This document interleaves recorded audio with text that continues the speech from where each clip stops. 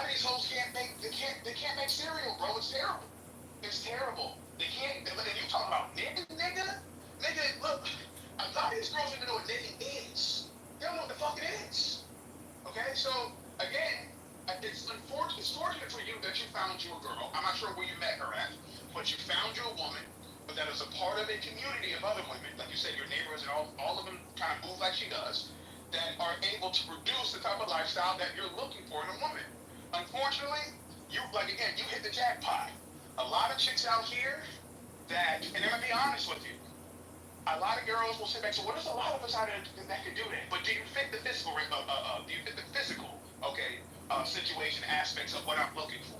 I'm just being honest. If you're built like Ray Lewis or somebody, I'm not. I'm sorry. You can cook. You can do art. I'm not interested. I'm sorry. Just keep it in the stack. I'm sorry. You can do all the things I'm looking for, but you built like SpongeBob. I'm sorry. I'm not for you. I'm not for you. Okay. The physical has to be there as well. It's being real.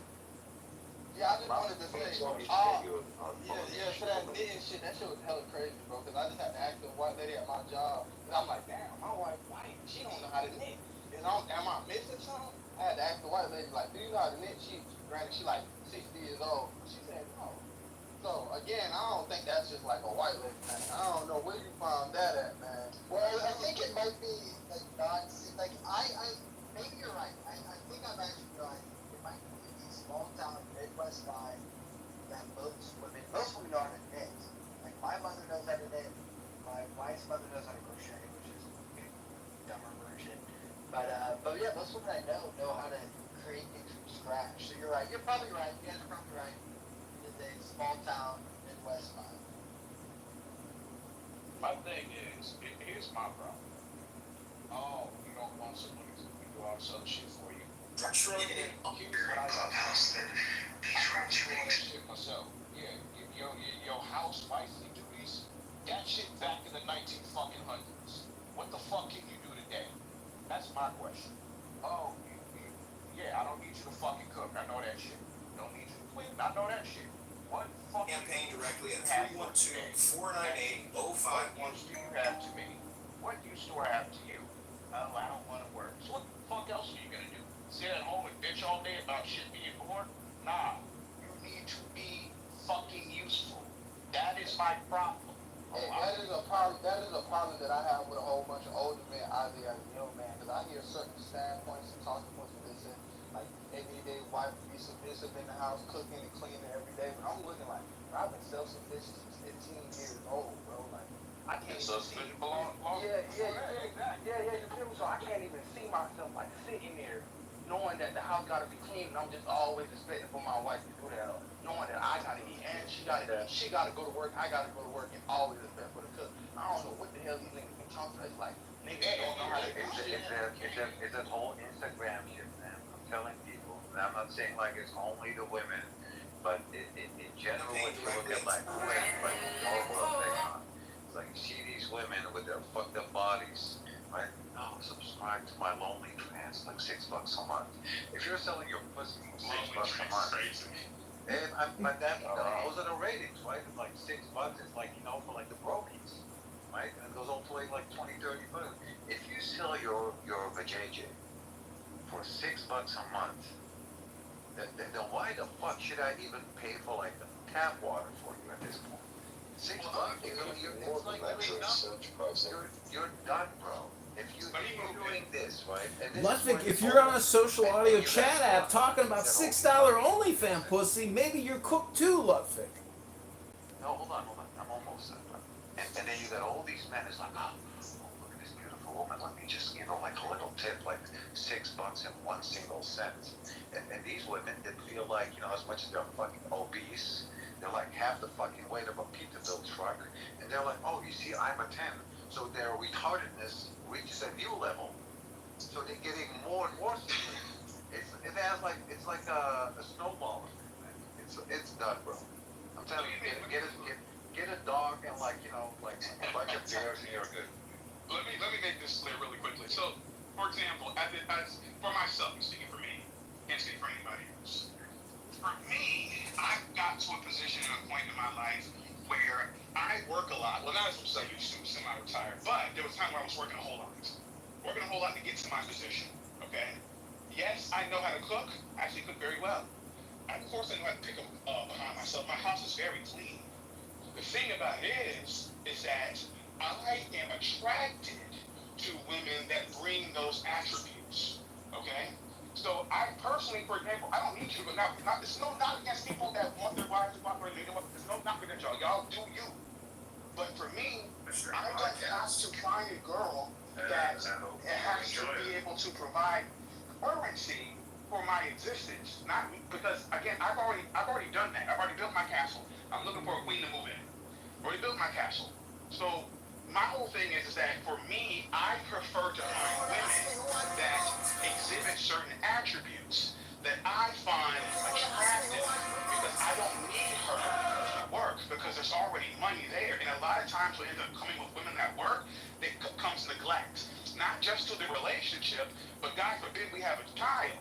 And that's not every woman. There are fantastic relationships out there that both parents work and they do their thing. That is great.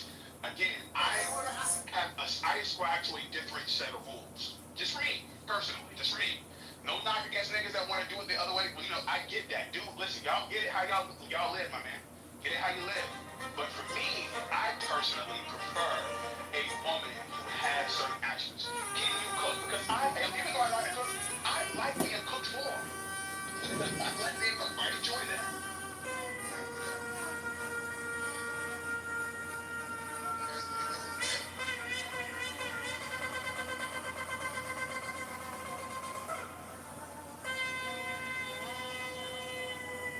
Everybody sucks, dude.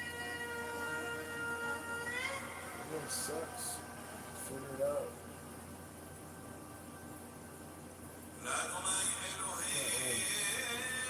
You can't win, though. We can do it.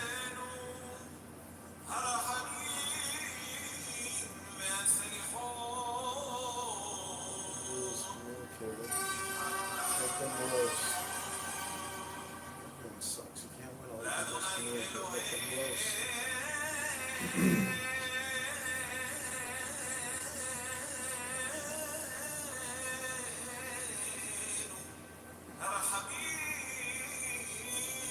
Let me talk my shit. Let me talk. Let me talk.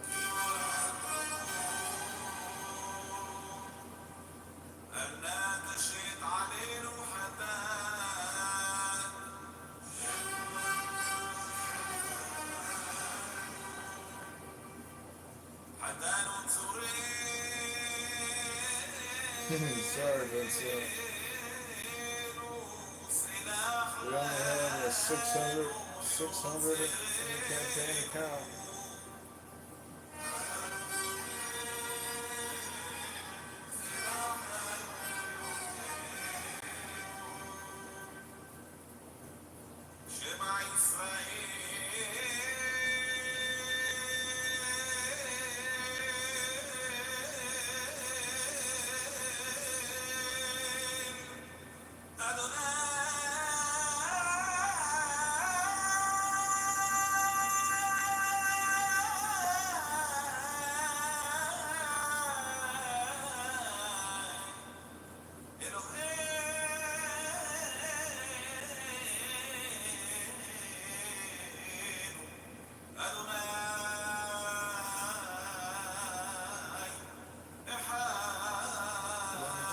Everyone sucks. You can't win. All you can do is communicate. Let them roast. Let me talk.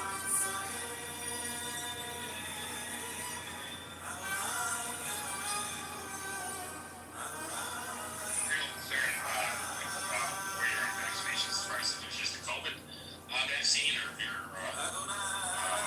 understanding of the vaccines? Well, let me just start with COVID-19 and that vaccine response, the HEROES Act in March of 2020.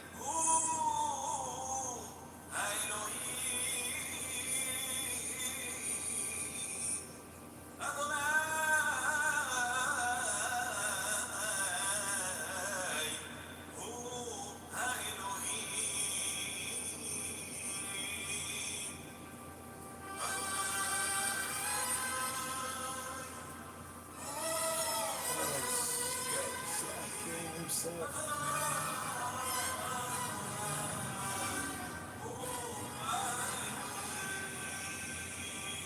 Yes.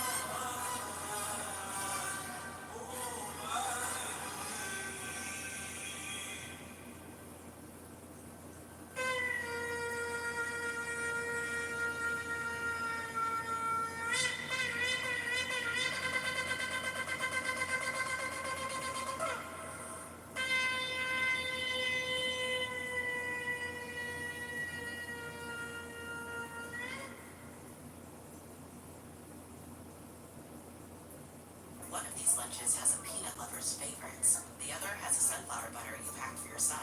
You do your best to help them avoid food allergens, but accidents can still happen. Xolair is an FDA-approved injection proven to significantly reduce allergic reactions from accidental food exposures. Taken once or twice a month, it focuses on the source of food allergy reactions. For adults and children as young as 1, Xolair is effective in reducing allergic reactions to a single or multiple foods. Don't use if you're allergic to Xolair. Xolair may cause a severe life-threatening allergic reaction called anaphylaxis. Tell your doctor if you've ever had anaphylaxis. Get help right away if you have trouble breathing or if you have swelling of your throat or tongue. Xolair should not be used for the emergency treatment of allergic reactions, including anaphylaxis. Xolair is for maintenance used to reduce allergic reactions, including anaphylaxis, while avoiding food allergens. Serious side effects such as cancer, fever, muscle aches and rash, parasitic infection, or heart and circulation problems have been reported.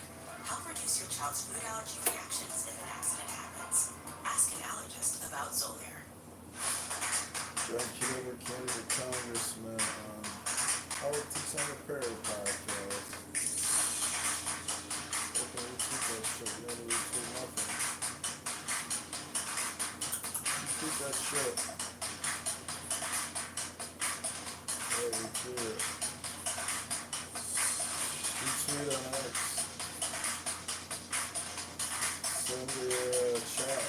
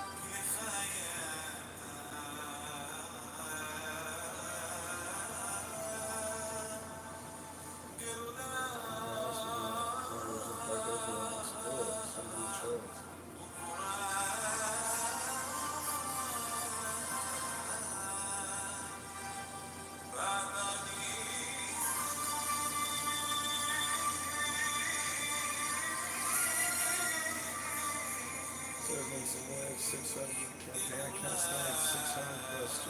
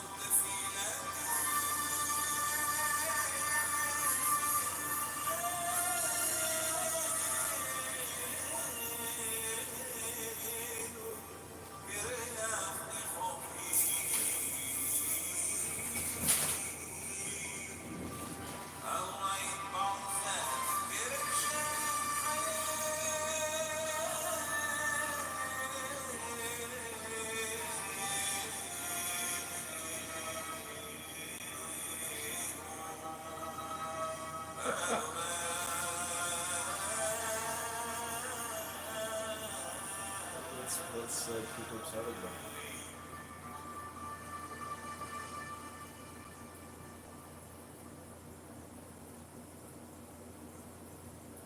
What are some of your go-to outside of like basketball, you know, more relatable?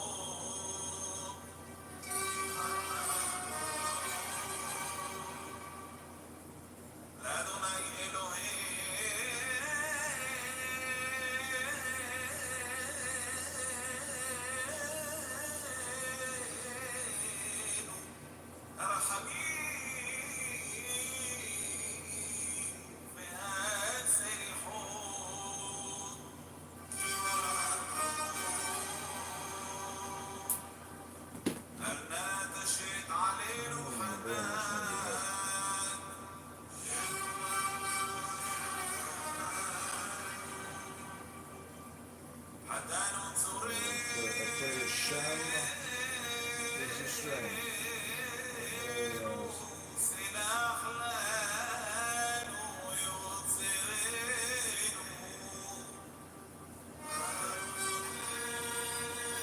Very much into that.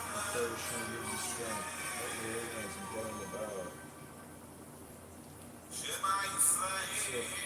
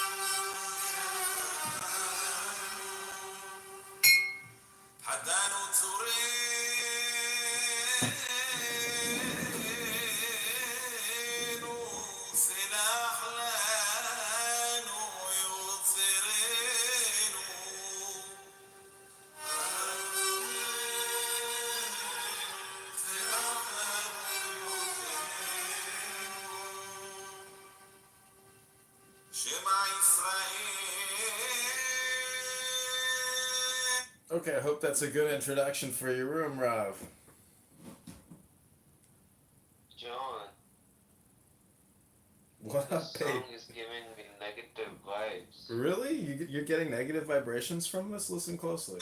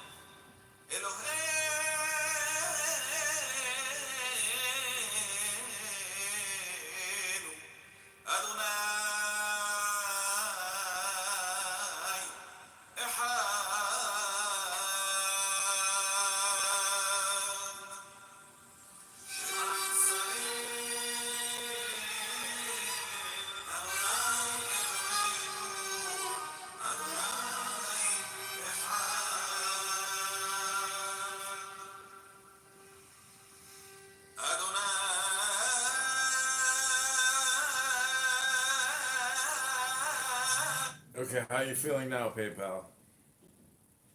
Amazing.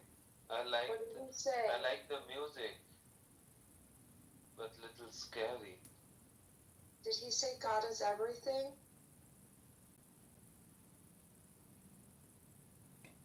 Did he say Adonai Echad? What does that mean? God is one?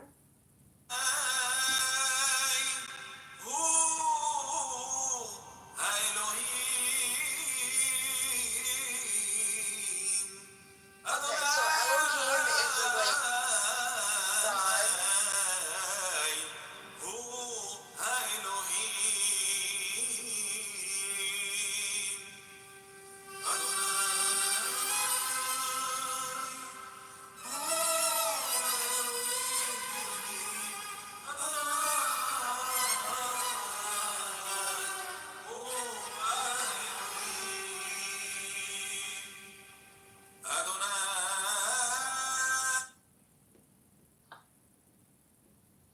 You gonna read a book here, Evito? What's going on? How's my quality? Pretty good quality? Yeah, we can hear you pretty good. Alright. Let's see. Audio quality normal. Still pretty good. Still got the good quality. Quality, quality, quality. Alright. Let's pull up these lyrics. On the corner of Main Street.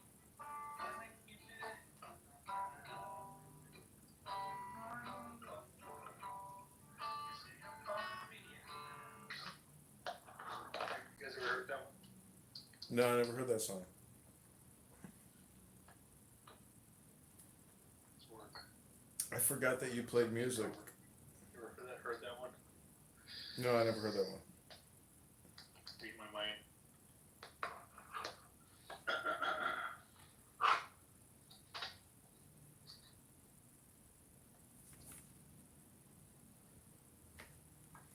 Where's that artwork from on your PTR? Is that Norval Morrison? Oh, no, this that's the traditional Cherokee yarn. It's the Cherokee origin mythology. It's in the Cherokee hotel and casino. I put a link in the chat. That's the campaign to elect John Kitover for Congress. If you want to give $1, $100, or $1,000, but we're getting signatures this weekend out in Rockford, and I just did a pretty big podcast for about 45 minutes. So we've got press moving, and we've got $600 raised from Clubhouse. Are you signed up? I'm signed up with Antidote. Are you obtaining signatures and doing that process? Yeah, we've got petitions, and we're gathering signatures now. And Who are you running against? Darren LaHood, the rhinoceros vaccinologist and super debt creator. I talked to Augustus Palante this morning. He had a Maha COVID-19 vaccine alert room today. So they're still pushing vaccines. I don't know if you saw the National Institute of Pediatrics said that they're going against Kennedy and are suggesting all children get the COVID-19 vaccine. Yeah, it's pretty ridiculous. I know. It's so unnecessary. It's insane.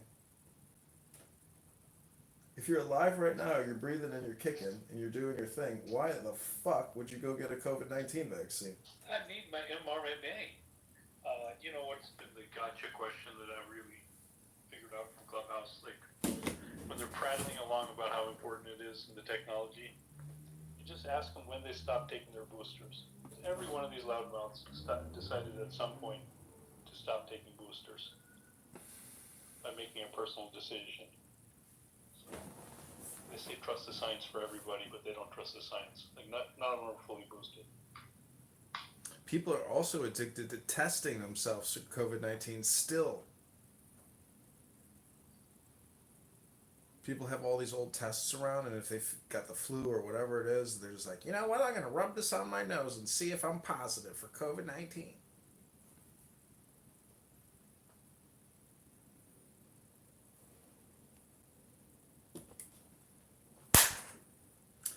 Anyways, are you going to play more? Because I got some musical instruments over here, too. I was doing earlier. Have you ever heard me play the Chinese flute?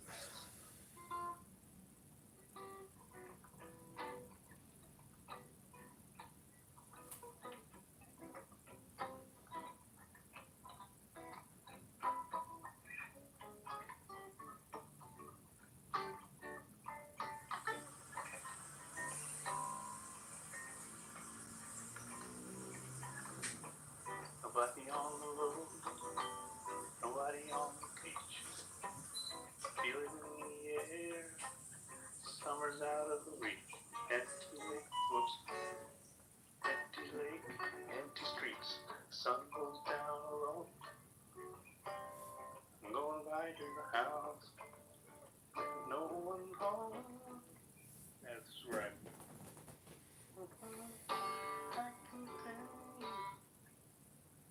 I gotta practice that one. I was messing around with that earlier.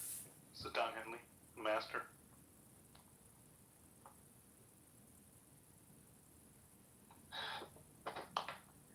Freezing up. I introduce them. I know people that drinking I forgot the chord. Striking down all over the ground in front of me, so I felt like I had to go live. Maybe document my first lightning strike.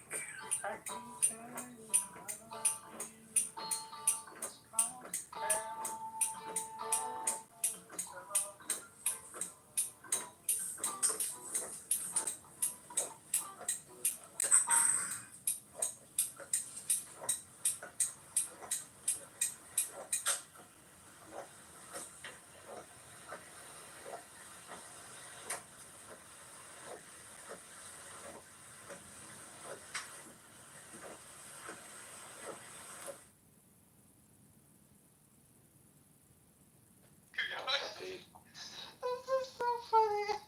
I love when Arabs roast each other. Nothing is more hilarious than that. I love it, but you know, I love it. So, I محمود حبيب قلبي. What the fuck, John? What's going on? This John nigga Kitover. secret agency. Dumbass nigga. John Kitover. شنو الحرم اسرائيل؟ كيف حالك حبيبتي؟ كيف حالك حبيبتي؟ Oh my god, hello. Yo, R. Hello. What's up? My name is Adam Ferrari, Chief Executive Officer of Phoenix Energy. For real? I look forward to you joining us. Left. Man, that's all good, bro. You can use it later. Yeah, he's using it. He can share it with his family. Yeah, well, Muhammad Salah have been getting with that. Yeah, Muhammad left. Oh, Yo, Salah doesn't Penny. know. Yeah. Let me talk to your boy Vivi. My grandpa? Why are you saying your? I mean, he's the grandpa, not Why are you saying your? He's not, I take it back. I believe Penny. He sounds Sure. What was the first thing you do for wake up your guy? To be honest, I've always wondered how it is to actually pee. To have a dick and pee, like to urinate. You have a little tiny clitoris. Your little clitoris is like a little penis. And when your little clitoris is to take a pee-pee, you make a pee-pee through your little clitoris penis. I would pee on Put everything. it in John mouth.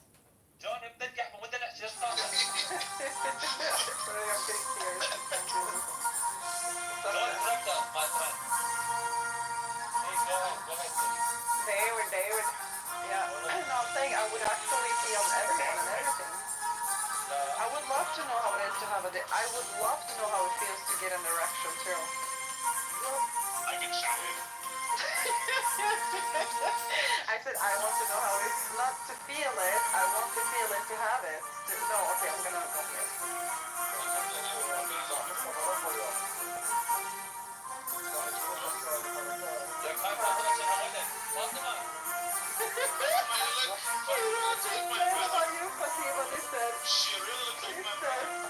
Fatiba must be a man. No, she's not a man. It's But she looks like my brother.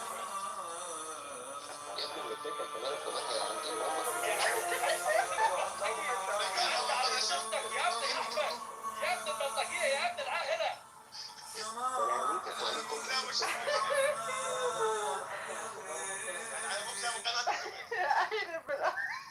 عندي انا بكره بحتى طب شيل صاحبي بقى ودي زوجك بكره بحتى سرعه شوفك وطيه كشري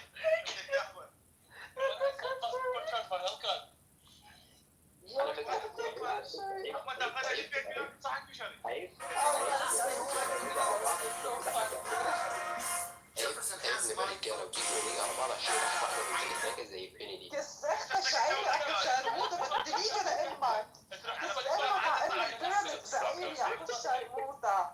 بدي فوت البيرمتس بتيجي بدفعك 363 شربوطة. أي فيكو أي كلثوم كمان. That's what that person said. يلا يا لبو وأي أكبر قرب بأم كلثوم. You wanted the pyramids off the split? Yes, 100%.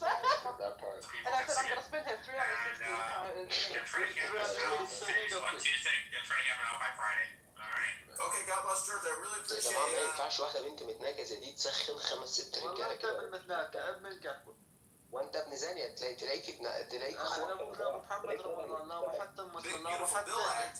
It's the Fortune 500, $500 billion a year in tax credits.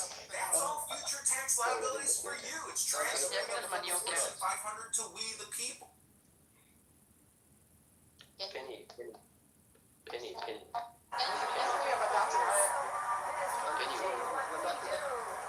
So you would like me to suck your dick, is that correct? Wow. Yes. That's fine. So what's your home? Where's your vacation? Fuck you, bro. Like, hold on. Silent. When your king is talking,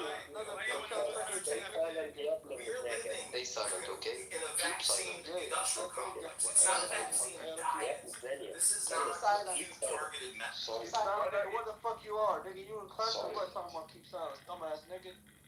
Why don't you show Miss Dawson some respect instead of asking such questions? Wait, who let the blacks in here? Who the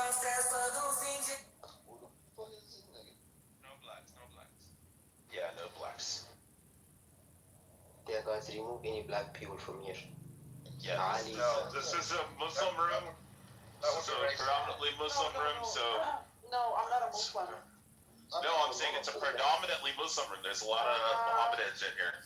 So, like, we can't have black people in here because Muhammad hated black people. Man, shut your bitch ass up, dumbass. Muhammad did hate black people. He said, yes, no, he said respect the Ethiopian even if he has a head like a raisin. And he said that the gen on your left shoulder is black. Fuck you. So is the dog. Use the left shoulder. By the way, ولا علي انت عامل يا كده ليه؟ محمد هلا انا فقت لك يا ابن الشرموطة لانه انا هلا Exactly. يا ابن المتناكة يا ابن الجحبة بدي بدي كثير عالية بديت امك يا ابن الشرموطة بدي امك وبدي فوت البيراميدز بامك كمان بدي احطك on top of the pyramids يا ابن الشرموطة ورح تجيب عليك كمان كس امك فقيرة يا روحي عليه.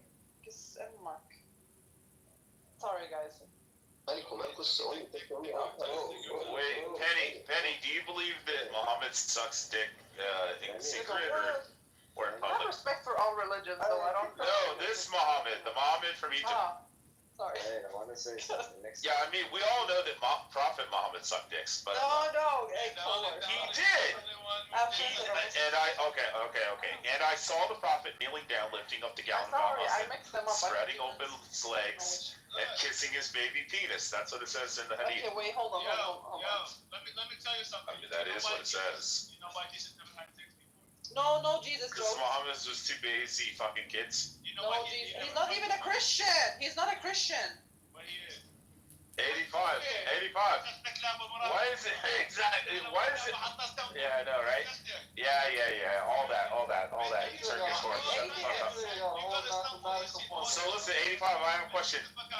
Why does it say that Muhammad went down to the river with a young boy, and when he would, after his prayers, he would come back and Aisha would clean him up stains on his clothes? Come on. Hey, Muhammad, you know it's true. Your prophet would come back covered in semen stains. fuck you, man. Like, oh. Here it's No, it's not. Hey, you Armenian? No, it's not. Shut the fuck up. Hey, you Armenian? Left shoulder, do not talk. You Armenian? Nigga, fuck Do not talk left shoulder. Nigga, you a whole geek. Bro, you're left shoulder, bro. Muhammad hates you. Prophet Muhammad said you're a dog.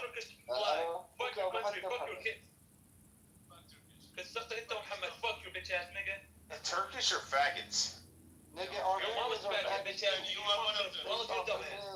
Istanbul's a rat hole.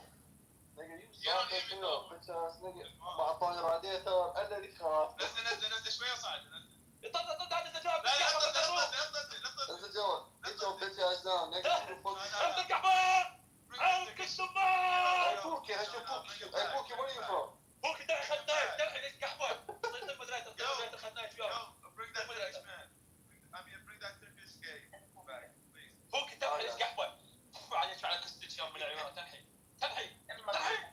Hey, Pookie, how you doing?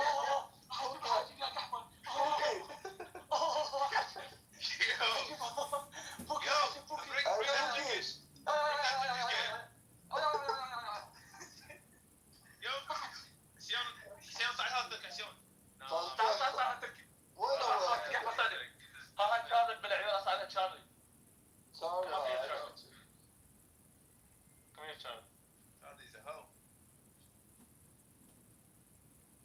Hey, I'm trying to fuck little kid. What's up with it?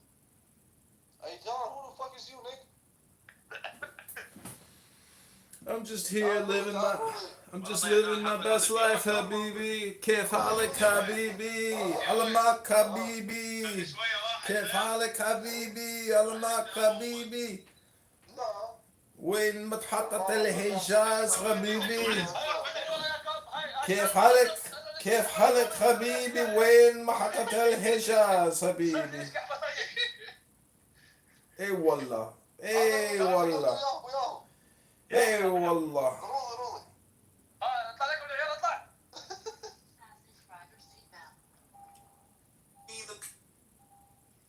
Charlie, I swear to God, if we go train on your dumbass, we can make you fucking walk sideways, dumbass bitch.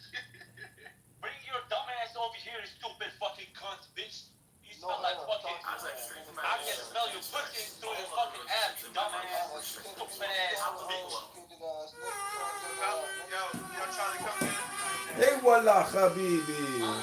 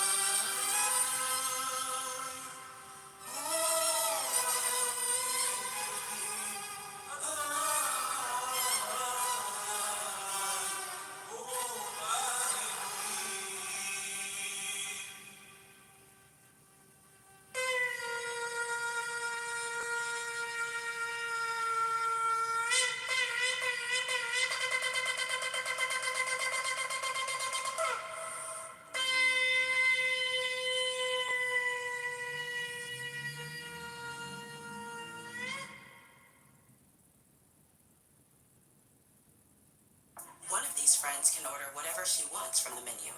The other has food allergies. You do your best to avoid food allergens, but accidents can still happen.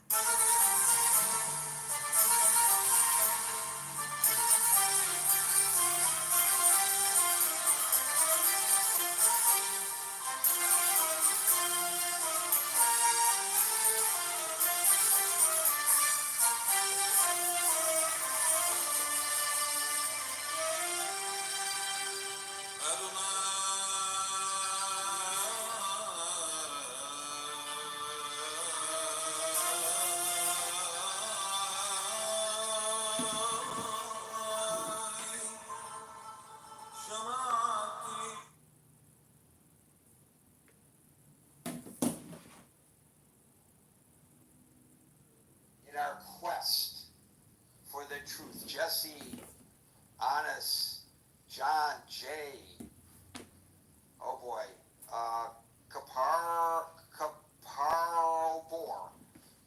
Al, Tamek, Javed, this one is Palmer Tracy, I bet you that's Tracy Palmer, and William, welcome to the Critical Thinking Forum. So, this is where I get to tell you the room rules. We're here Monday through Friday from 5 p.m. to 6 p.m. New York time. By the way, tomorrow I'm going to be using a different interface.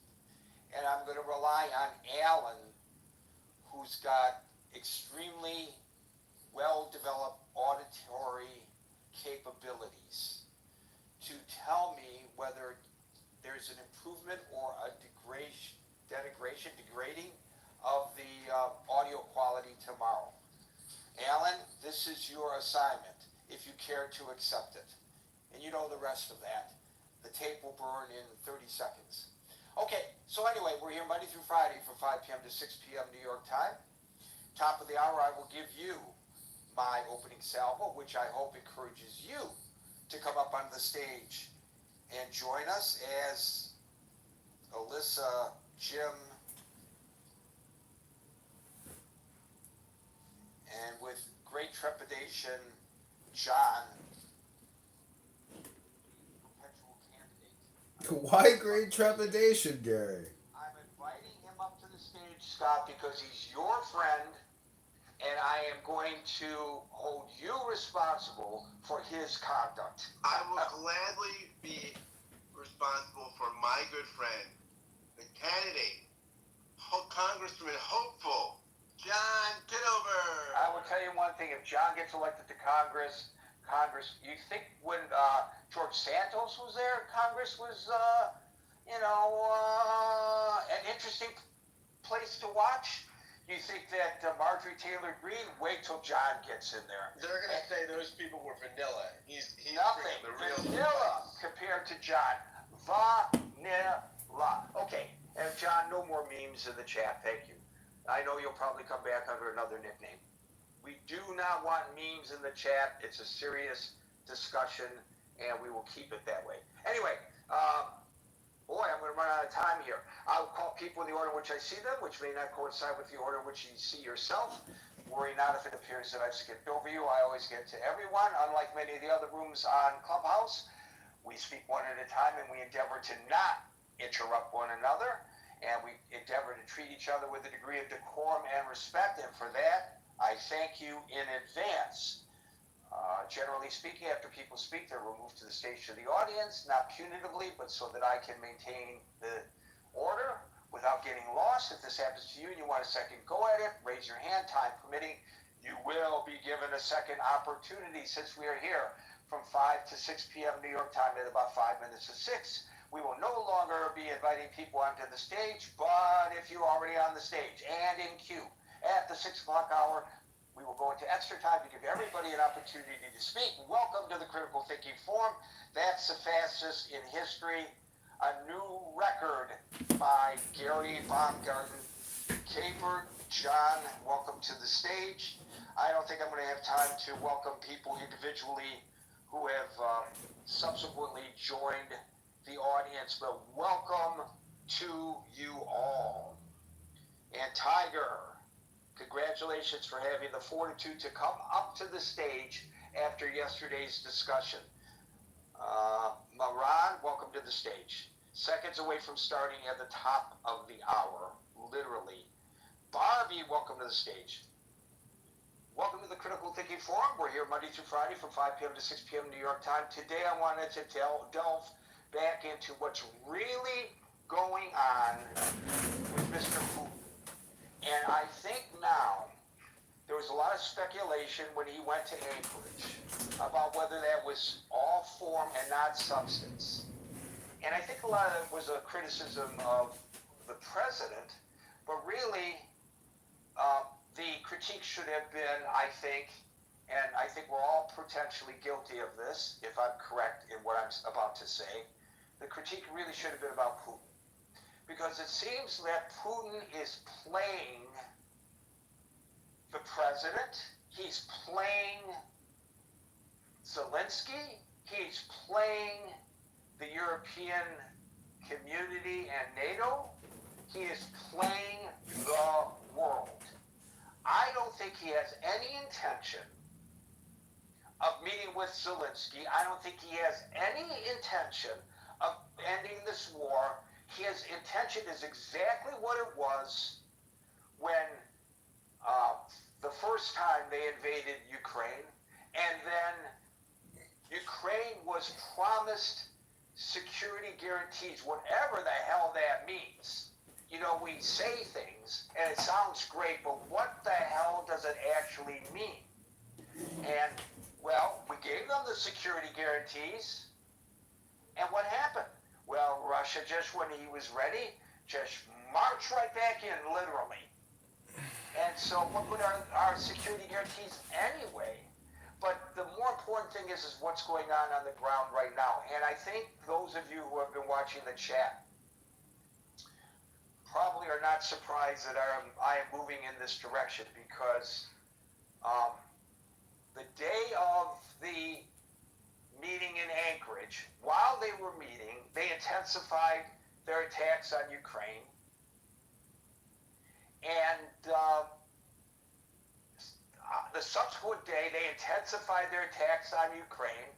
And I wrote in the chat, and folks who are uninitiated, the chat is linked above.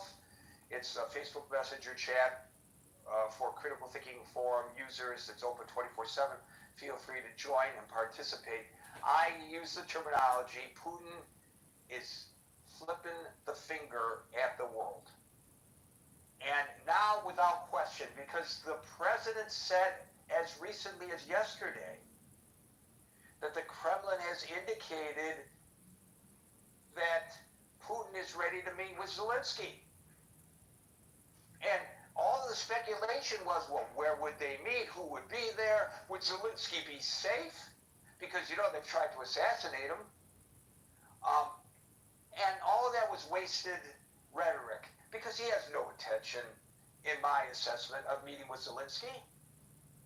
So today we learn, in spite of what the president said yesterday, the Kremlin has not formally agreed to meet with Zelensky.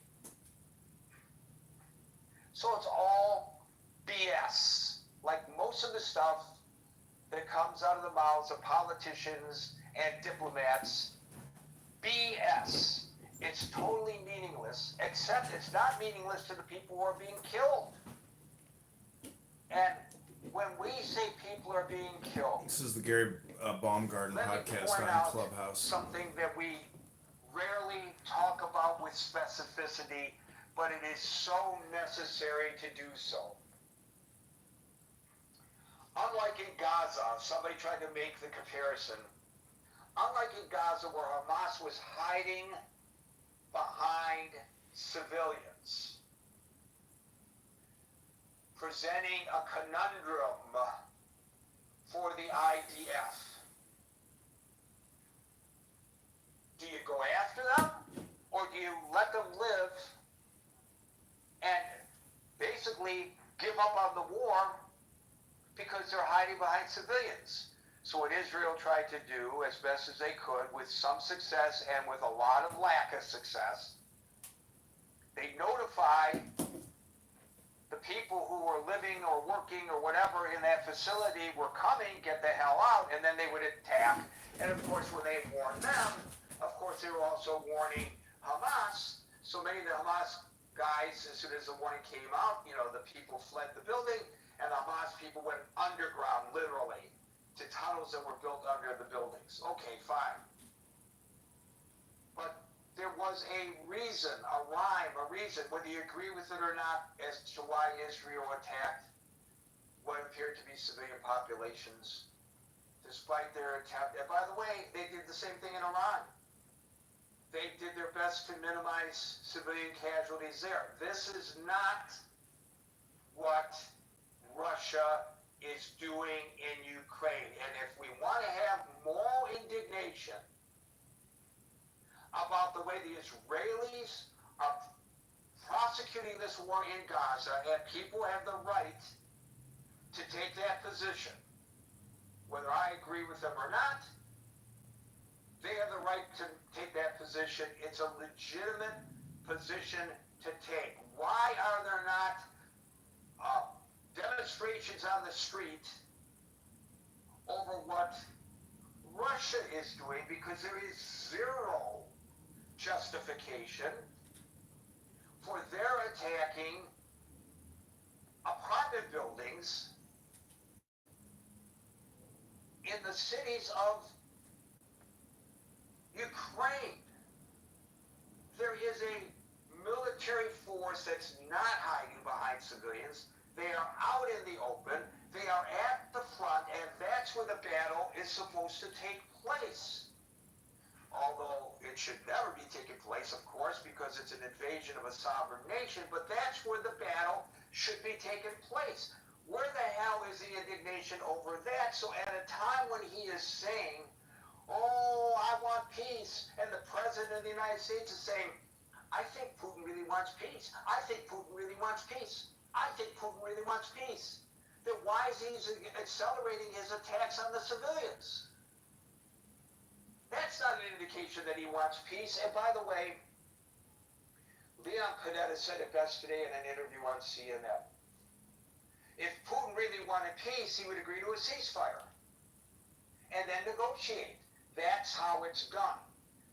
No, instead, he increases the attacks, and then they put out a statement accusing Ukraine of accelerating the war. That's exactly what the Kremlin did today. Point the finger at the victim. By the way, there's a parallel there when it comes to Israel, but we're not talking about Israel today, but I threw that in anyway because I felt like it. Putin does not want peace.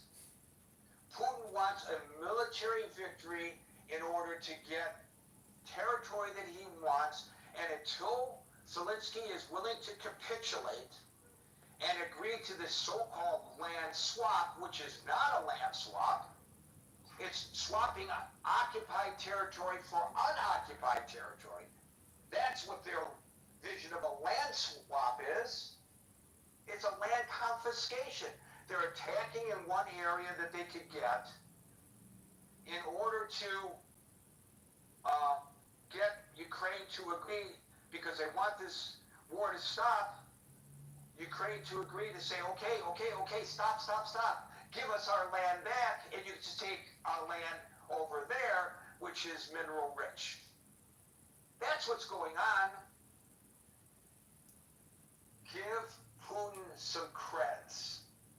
He's freaking brilliant.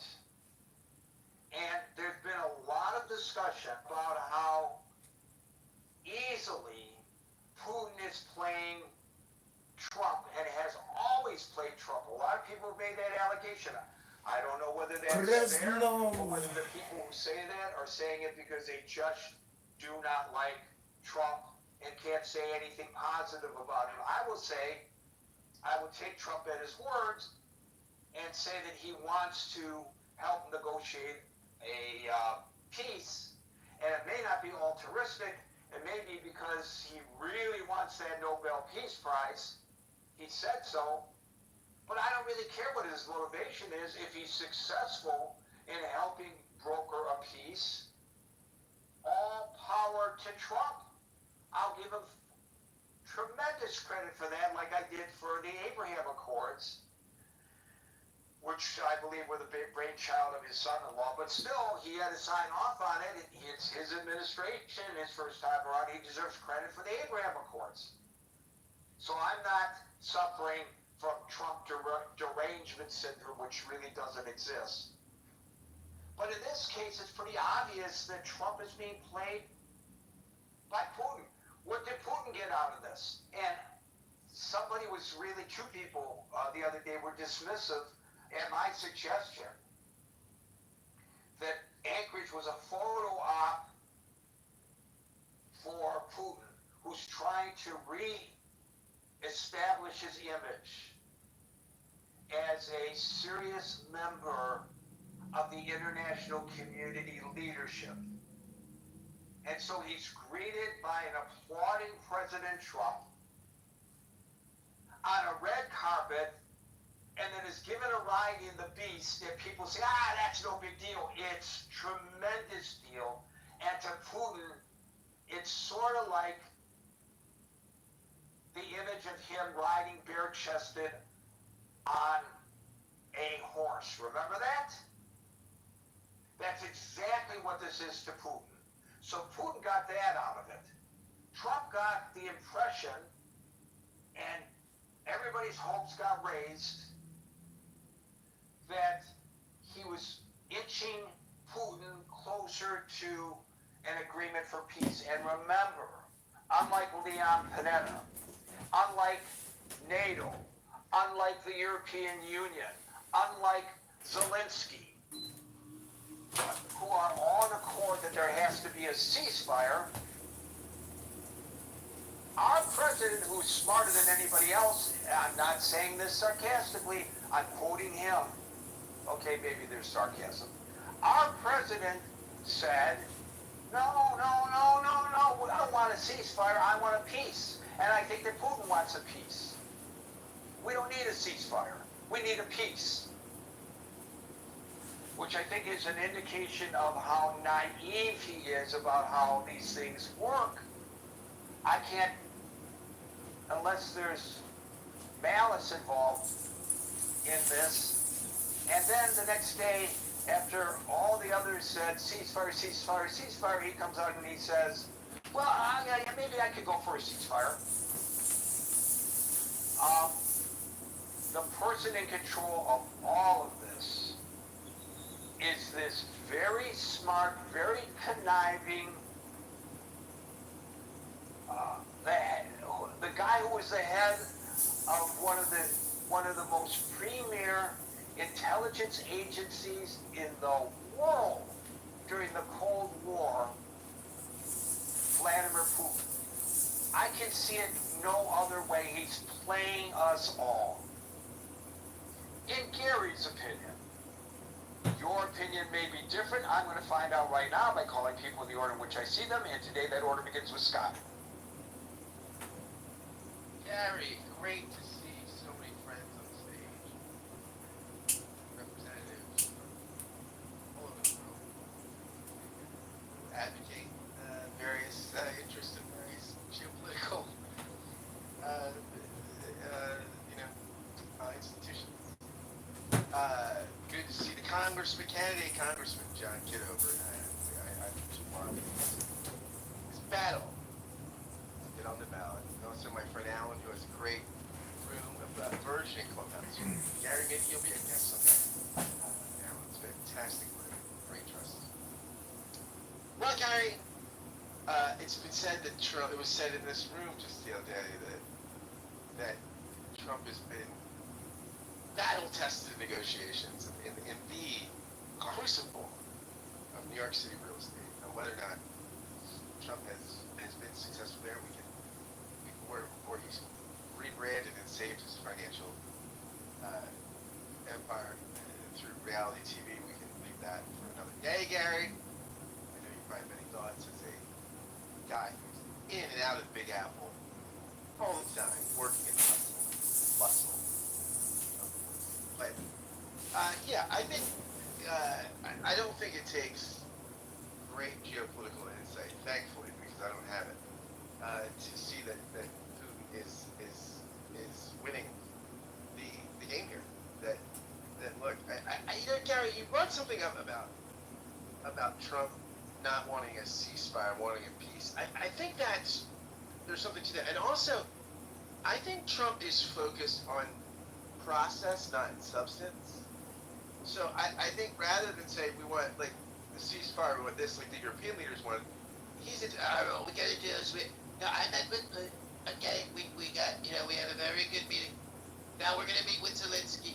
Then we're gonna meet here, and as if that just the meetings themselves are an accomplishment, right? And that if you just sit down enough times, that there's some kind of automatic result, and that result is some kind of just peace, right? And I say that again, a just peace, right? I mean, Martin Luther King said that peace isn't the absence of conflict, but the presence of justice, right? As you said earlier, Gary, this is an unjust war. This is a illegal, unjust war, and any concession is a moral tragedy. Now, I'm not saying that concessions might not have to be made, but as I said before, when some of the folks on this stage that pop in talk about the fact that we have to make concessions to Ukraine, they do it with a little twinkle in their eye, almost like they're rooting for Russia, which is fascinating. I mean, they don't say this if they're sad. It's tragic, but we might have to concede something. They're almost giddy at the fact that they don't think Ukraine has prospects. But yeah, I think you're right. I think Putin is playing, or at least what you propose is a possibility. Putin, I think, is playing Trump like a fiddle. I think Trump, somebody posted that thing from 2013. Remember when Trump was holding the Miss Universe pageant in Moscow, and he tweeted out, I'm holding, will Putin attend? Will he become my new best friend? This is a killer and a tragic, a terrible person. In 2013, Trump wanted him to be his best friend. I mean, this is weird, right? I mean, that's strange. I hope we all think that was strange. By the way, I think that Jeffrey Epstein was probably upset by that because he was his best of friend. Course. Well, I mean, Putin's got a lot of good-looking girls, so it's I think he can eclipse Epstein. But I don't know why people don't find things like that. Some of the Trump's words just don't find that disgusting, right? But they don't apparently. It's as if it's like what Trump said. Like I can go out on Fifth Avenue, okay? I can shoot somebody and I wouldn't lose a single vote for my supporters. He's right about that. I mean, Trump has been right about many things, and one of them has been the absolute. I think he said he wouldn't be arrested, and maybe now with the latest that's true. They can't lock Obama up now for all the planning to steal the election, all the Russian propaganda. By the way, one of the finest looking people to ever be in the cabinet. And Kristi Noem used to be more attractive until she had this fascista kind of makeover. I mean, she was a much lovelier person as a governor. I thought her fashion sense and just her own sensibility for makeup was just much better. So I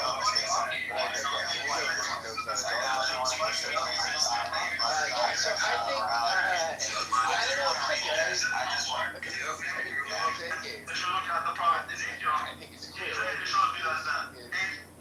to get of Ukraine, to make sure Ukraine never enters NATO or the EU, and to make sure that he's got to weaken Europe, right? And that his legacy is a sort of revived Russia, one that begins again to aspire to his former glory days of the Soviet Union. And I think it's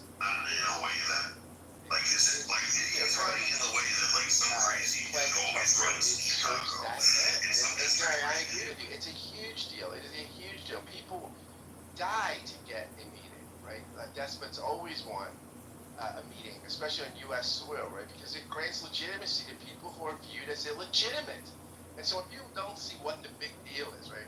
What's the big deal that Putin gets a red carpet? That's just how you negotiate. So no, it might be how you negotiate a merger between the Hard Rock Cafe and Applebee's or something, right? But on the international stage, these things matter. These things are significant, and Putin is getting things, concessions that are significant, while he's continuing to wage a brutal war. I mean, to me, this seems really clear. Sometimes, Gary, we talk about pretty complex things here, and there are not easy answers, but this is not one of those days. I think that Putin is playing Trump, and he's playing him for his own immoral and unjust ends. And there you go, Gary. That's my story. I'm sticking to it. Thank you very much, Scott. And I just want to not be remiss by failing to give a tip of the hat to Melania Trump for bringing to the world stage the question of the children who have been kidnapped by Russia. Her husband didn't do it, but she did, and now he's forced to address it. I believe that she's absolutely the lead on this. She wrote that letter to the Kremlin begging Putin to release the children. I think she's heartfelt in that approach, and I want to give her a lot of credit. A lot of people have criticized her because she's been an inactive first lady, as if first ladies have some responsibility to be active. It's their prerogative whether they want to involve themselves in issues or not. It's not mandated that they do by any stretch of the imagination. But in this case, I give her a lot of credit for actually getting involved, and she's got the bully pulpit, and at least it's being discussed now. And people who, it may have eluded them that this is part of this war, that nobody's out on the street protesting against, on Columbia University's campus, in Times Square, at Harvard, at UCLA, at the University of Michigan. Where are the encampments demanding that the children be returned? I call on these people of goodwill to come out again and demand that the children be returned. There aren't enough Jews in Putin's army. No Jews, no. Get a picture of Russian soldiers in yarmulkes going into camp. They'll be protesting. They'll be protesting. Yeah. Thank you, Scott. We'll go to Dave next with heads up to Alan. You follow Dave. Dave. Yes. So, Gary, we have an opportunity here, just like Israel fighting Hamas. Like you say, the communication warfare right now. Right now, we need to gear up the communication warfare. Just like you say, the world should recognize Putin has zero sincerity in having this talk, because during the EU leader meeting at Washington, Putin already, organizing Belarus, about 40,000 rushing to the border with Ukraine. I don't know if you know about this. So absolutely a kind of middle finger to all the, European leader at Washington DC together with Trump. So what the US and need to figure out is communication warfare. And I think today Trump called Viktor Orban. It seemed like after he spoke to Putin, and I think seemed like he's trying to urge Viktor Orban to let Ukraine join the EU as part of the process to increase the security for Ukraine. And I think Viktor Orban might be the country, Hungary, to organize the trilateral summit between US, Ukraine, and Putin. So these are ongoing negotiations, but I think the solution is this. Just like how Israeli is handling the situation in Middle East, there's only one language. With the Middle East, if you don't speak the Middle East language, just like the European has zero clue, just intervening and wasting time, that is not helping. And so the European has to learn how to speak the Baltic country language. Putin is a big bully, and you need a way to deter the big bully and tell the big bully we mean business. That means the next step is, the recent Pakov, there's no the attempt to quickly encirclement, but I think that was quickly destroyed by the Ukraine. That was like 2 days ago. So just in case anybody keeps saying Makrov, this is 2 days ago. So the encirclement is totally destroyed. And so what I want to say is this. Germany is talking about putting army, French is talking about putting army. I think the best way is to try to figure out a system to increase the number of Latin American countries fighting Ukraine. Right now we have about 3,000-4,000 Colombian fighting them. I think we should try to have a very good scheme to encourage more Latino countries to come to Ukraine, increasing the number of Latino countries present there. Just having the number will immediately tell Putin, we mean business. We mean business. And also instead of this Latino country coming to US, now we come up with a good scheme for them to go to Europe. And I think we need to increase the number of military presence because Ukraine is winning. What we need is increasing the number of people on the field, just to showing the number is enough to tell Putin we mean business. At the same time, Putin's oil refinery capability has been destroyed 10%. And so I think in the negotiation, US and Europe has to show like we got to increase that to 20% by next week, maybe 30% by 2 weeks later. I think that would really, tell Putin we mean business, and then we increase the communication warfare to address the populist population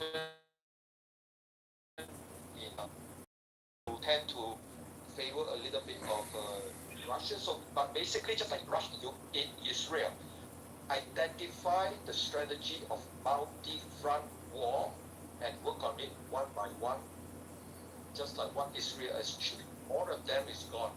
So Dave, you bring up a very interesting point, and I want to expand on it just a little bit here. And that is, they're talking about any proposal must include security guarantees for Ukraine. And that means all these countries will ensure security for Ukraine. Now, what that exactly means, I don't know. Does it mean that they'll actually send troops?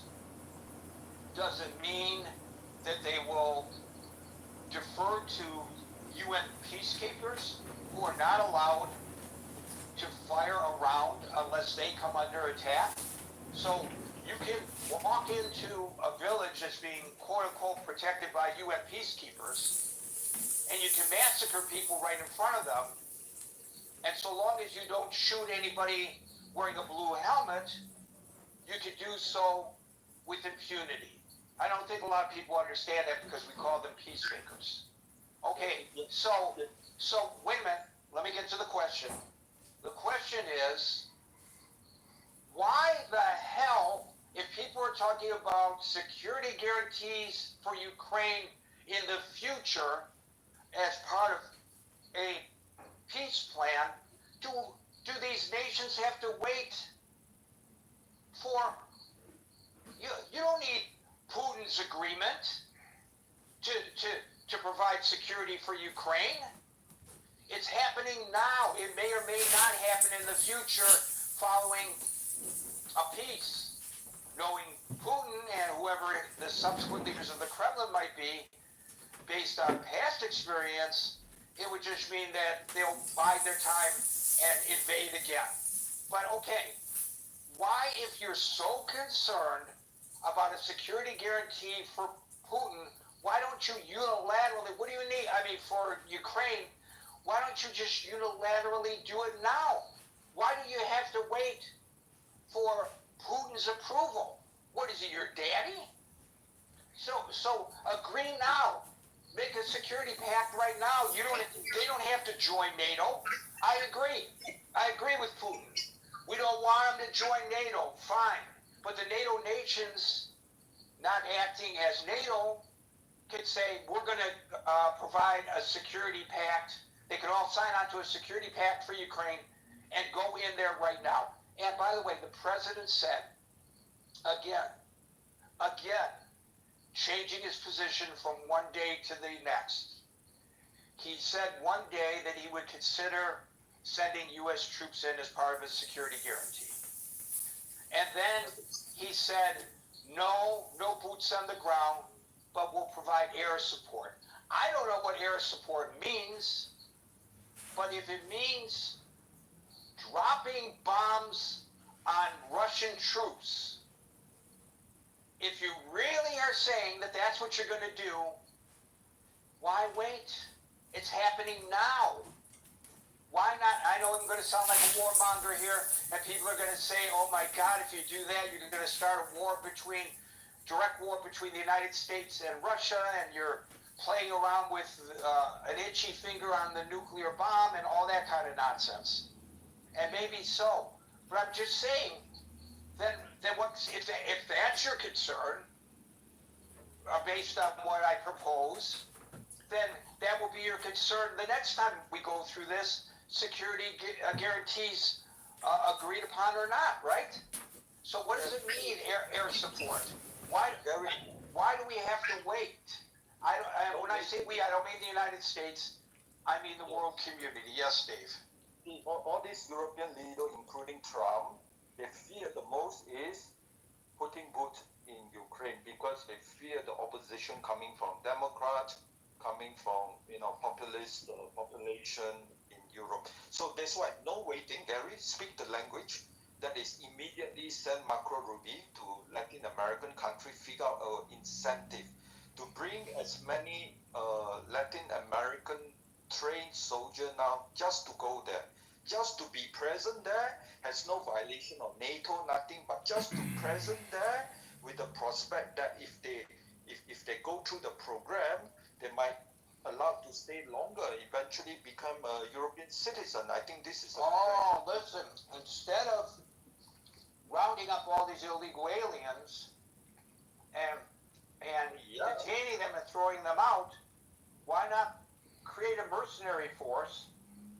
And if they join the mercenary force and they go to Ukraine to fight the Russians, if they survive and they come back, then we fast track them to U.S. citizenship. How about that? Those Colombians already there in Ukraine, 3,000-4,000, right? They are they don't speak Ukrainian, but the leader are trained, and they don't have to speak Ukrainian. All they have to do is follow orders. Thank you, Dave. Yeah, exactly. But let's move on. The important thing is just having enough number present there. Got the point, and I underscored it for you, and we're going to move on. Thank you, Dave. Thank you. By the way, I've long said that if the illegal aliens were given opportunity to provide service to this nation, and it wouldn't have to necessarily just be in the military, but in other areas, as a path to citizenship, I bet you most of them would grab on to that opportunity if they're able. Alan.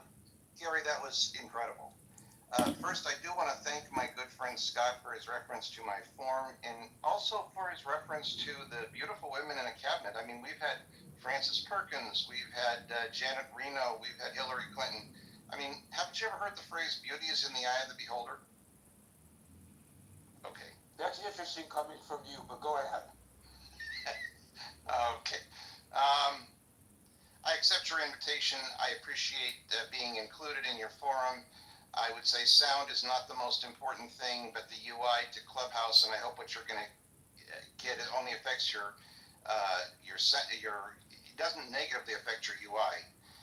No, it's going to actually positively affect my able body. What it might do is degrade or improve, and I want to know. I just want Okay. I just want an air check from you there, Alan. Just an air check. That's actually a mic check. Okay, but Herman Cain. I'm thinking about publishing a story that Herman Cain died of Trump derangement syndrome. And if you think about this seriously, he actually did. He refused to get his COVID shots, and he died. And so I think Trump derangement syndrome may be fatal. So I'm not so sure that politics should be entertainment. When it is, people die. So actually, I think Trump derangement syndrome could have fatal results. I know you've got the candidate coming up.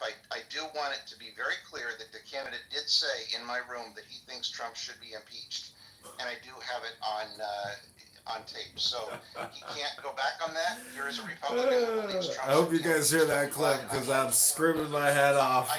I'm asking him if Congress should arrest and impeach Trump. He's like, yes, yes. Those who don't know history are I cannot believe it, but Thomas Massey is currently on this guy's crazy X account. I don't. Bush Jr. I can only speculate. I have thought that when they talk about victims, now they may consider some of these billionaires who got caught up in this to be victims because it would be embarrassing to them. Admittedly, the legislation that Ro Khanna and I introduced, because we have to get 218 signatures, we did have to allow for exceptions for national security. But I think there's still a space in there where they are obligated to disclose if Epstein was part of our national security apparatus or Israel's national security apparatus. So I am concerned about the redactions. One question I don't know the answer to, but I suspect I do. I've got a suspicion of what the answer is. Can members of the Oversight Committee go view the unredacted documents? So, for instance, Marjorie Taylor Greene's been a champion on this. She serves on the Oversight Committee. I used to serve on the Oversight Committee before I moved to Judiciary. Go look at the unredacted documents if the DOJ didn't redact them, but the committee itself is redacting them. I don't know, but I suspect she could. And I suspect with a motion when the Oversight Committee meets, they could probably the membership could probably grant themselves access to the unredacted documents. And of course, they'd have to view those in some kind of SCIF type setting. It'd be interesting if the redactions were, if they say why they were redacted specifically. Sometimes you receive information in these committees that's confidential, but it's not classified. So, for instance, when I was on the Oversight Committee, the TSA showed us when they tested the screeners at airports, what the rate of failure was. Now, that information was confidential, but it wasn't classified, for instance. So we could view it in a room, but we didn't have to go to a SCIF. It'd be interesting to see what level of classification, if any, they try to apply to this. It's interesting. I mean, I'm just going on your word that they'll be redacted by Oversight Committee and not. I was reading, that was the statement that the Oversight, I'll put it up in the Jumbotron. Well, here's something else in that same vein that's interesting. Former Attorney General Barr testified, and they didn't do that in an open hearing. They did it, it's in a closed room. And typically, if you're a member of that committee and you have enough heads up, you can go and you can attend those. I'm going to see if I can get some of my friends on the Oversight Committee to fly back in town and attend some of those other transcriptions, testimonies that happen behind closed doors. Because if you can't get the transcript of former Attorney General Barr's interview, it's almost like a deposition. If you can't get that, the next best thing is to be there, and you can actually ask questions if you're on committee. So I'm going to encourage some of my colleagues to see if they... Is it not true? Okay, many citizens, U.S. citizens, don't know this, but Congress, particularly House members of Congress, have what is called ultimate free speech protections. And so what that means is that if they read something into the congressional record on the floor, it doesn't matter what it is. It doesn't matter what it is, that they are protected by that law, by the First Amendment. Did you know that? It's not the First Amendment, it's called the Speech or Debate Clause, and it is in the Constitution. And so you have a super First Amendment powers if you're in Congress. There has to be a legislative nexus. It's been ruled to cover your committees or your staff, and committee staff, because they're part of Congress. In fact, it covers the Sergeant at Arms and the Capitol Police. This is why you can't subpoena them, or you can't do a FOIA request, for instance, on a congressman's emails. It's never happened. It will never happen as long as the Constitution stays that way. And it's an important, I know everybody tends to want Congress to live under the same laws as the rest of America, but our founding fathers decided that it was important that congressmen couldn't, for instance, be sued for defamation for anything they said on the floor of the House. They couldn't be put in jail for releasing national secrets if it's said on the floor of the House. And I know what you're thinking, but here's the problem. How do you get those documents to get them to the floor of the House and read them? They keep you from, I've been in SCIFs, I've been in settings where there's only one copy of them and they prevent you from taking them out, and you're not allowed your phone in there. You can't even go in, take notes, and take the notes back home with you. I had this issue when we were trying to get the 9/11 report released. I could go in the SCIF, I could read it, I could come back out, I could compare it to the redacted version, and I did that a couple times to try to figure out what they had redacted and what the American public couldn't see that I could see, but I could never take that out of there. So it's not like you can get the Epstein files on a jump drive and release them. They're just not going to let you have them as a member of Congress. Now, if there were one or two things specifically that you could memorize and then come back out and say, yeah, you can do that. You won't go to jail. You won't get a fine. You won't be sued. You won't even have to go to court because of the Constitution. The problem is then Mike Johnson or Hakeem Jeffries could say, we deem you untrustworthy now, and we're not going to let you have access to any more of this information. And by the way, we are allowed, I don't even think... So it would be career suicide. No, there's things I've done that might be considered that, and it still hasn't happened. I don't think it would be career suicide.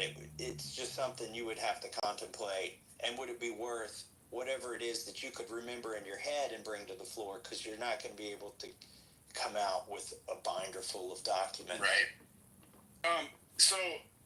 Well, thank you for that insight, because I've always kind of so many things get obfuscated through quote unquote national security or classification, and we've seen from government redactions over the years that they classify anything from if they overclassify by a lot. We've seen instructions on how to operate a toilet at some point in time. So this is a problem. Go ahead. Well, ultimately, they can classify it as high as they want, but ultimately that belongs to Congress. Congress paid for those documents, and we can get them. And then it becomes a matter of whether Mike Johnson and the committee chairman will let other members see them. And so it kind of grinds down into that. Do you think that MTG is going to be able to get a look? I don't know. I talked to her. I'll see if they can.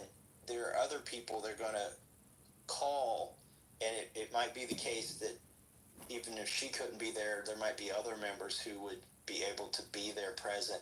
They schedule these depositions, by the way, at the most inconvenient time, because they don't want rank and file members in there. Because if you're in that meeting, you can ask questions yourself.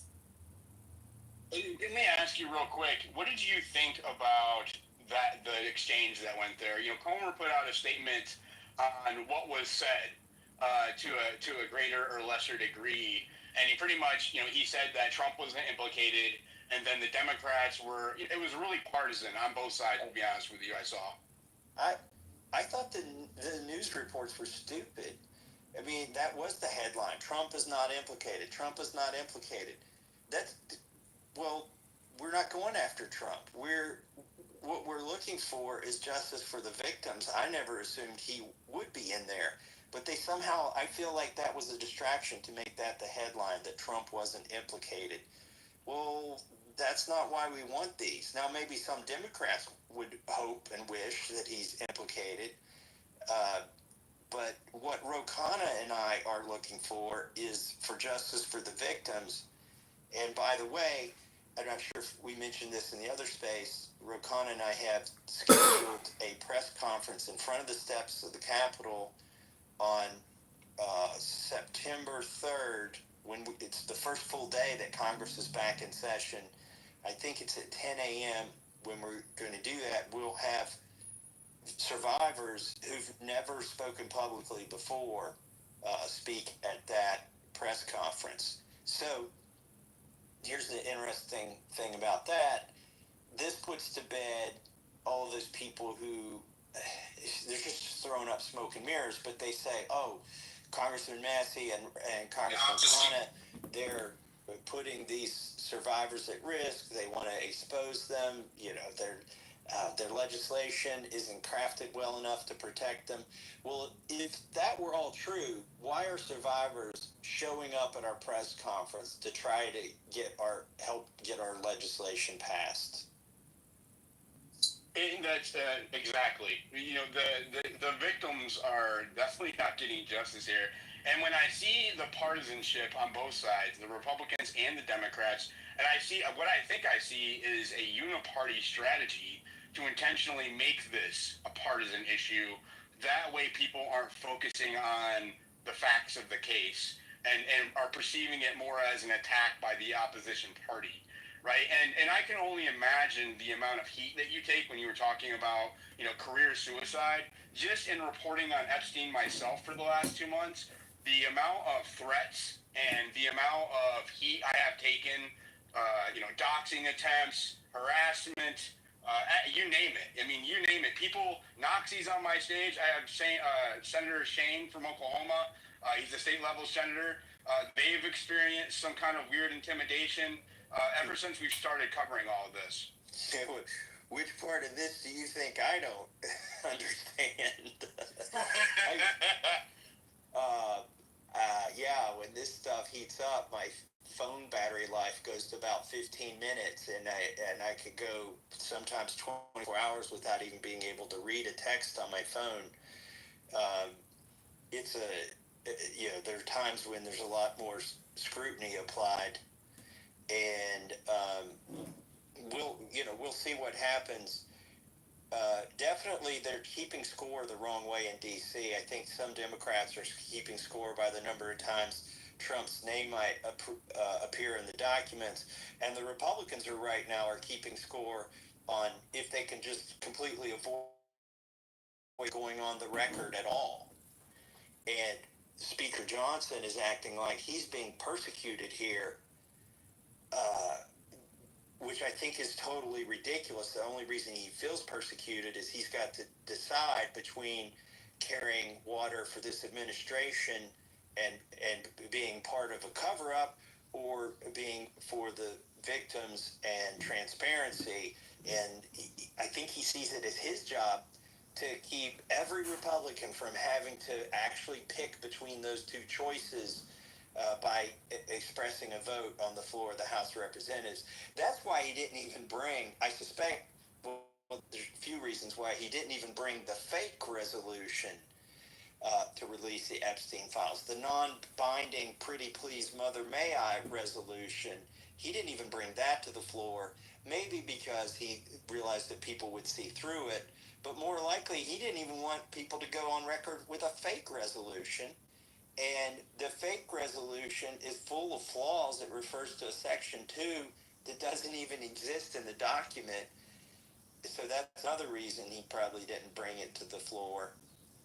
And finally, the fake resolution was more or less just to provide cover for people on the Rules Committee. There are 9 Republicans and 4 Democrats currently on the Rules Committee, and one of the Republicans voted for Ro Khanna's amendment to release the Epstein files, which left 8 Republicans exposed in that committee. So really the resolution, the fake resolution that Mike Johnson has was merely, I think its entire shelf life and its entire reason to exist was to protect the 8 Republican members of the Rules Committee who had already taken a publicly toxic vote to give them some cover, and they realized that fig leaf might work for those 8, but it wasn't going to work for the whole House of Representatives. And Representative Massey, I wanted to ask you about that. You know, you like you said, you have a bipartisan petition on the floor. Well, not in the floor, but in the works in the House right now that you are hoping to have ready by the time you guys get back in session in September. Where is that? Where do you stand with that right now? Do you have all the signatures you need? Where does that stand? So it's completely ready. It had to be ready the day we filed it. By the way, Speaker Johnson has tried to spread falsehoods about it. He said we didn't run it through Ledge Council. That's the Legislative Council. That's the nonpartisan part of Congress that reviews your legislation before you submit it to make sure you got all your I's dotted and your T's crossed and your punctuation right and you're referring to the right section of law to modify if you're going to modify law. Well, number one, he can't know if we ran it through Ledge Council or not because they keep all that stuff private. And number two, we did run it through Ledge Council, and not only did we run it through Ledge Council, we ran it through the parliamentarian. So the stuff is done. It's finished. There are not mistakes in it. It takes 7 days to ripen according to the rules, and we had 6 legislative days, but actually 5 because Mike Johnson released us early to get away from all this Epstein stuff. So the bill didn't have time to ripen, and so we couldn't collect signatures yet, but because they've been having these pro forma sessions, which is another sort of miniature scandal in its own, where Mike Johnson and Leader Thune, every 3 or 4 days, they hold a session with nobody there, and the entire purpose of gaveling in and gaveling out is to keep Congress from going into a real recess as defined by the Supreme Court in 2014, when in Obama's case with the National Labor Relations Board appointments, recess appointments. In any case, we're having these recess appointments at the behest of the leadership with nobody on the floor of the House, merely to keep 14.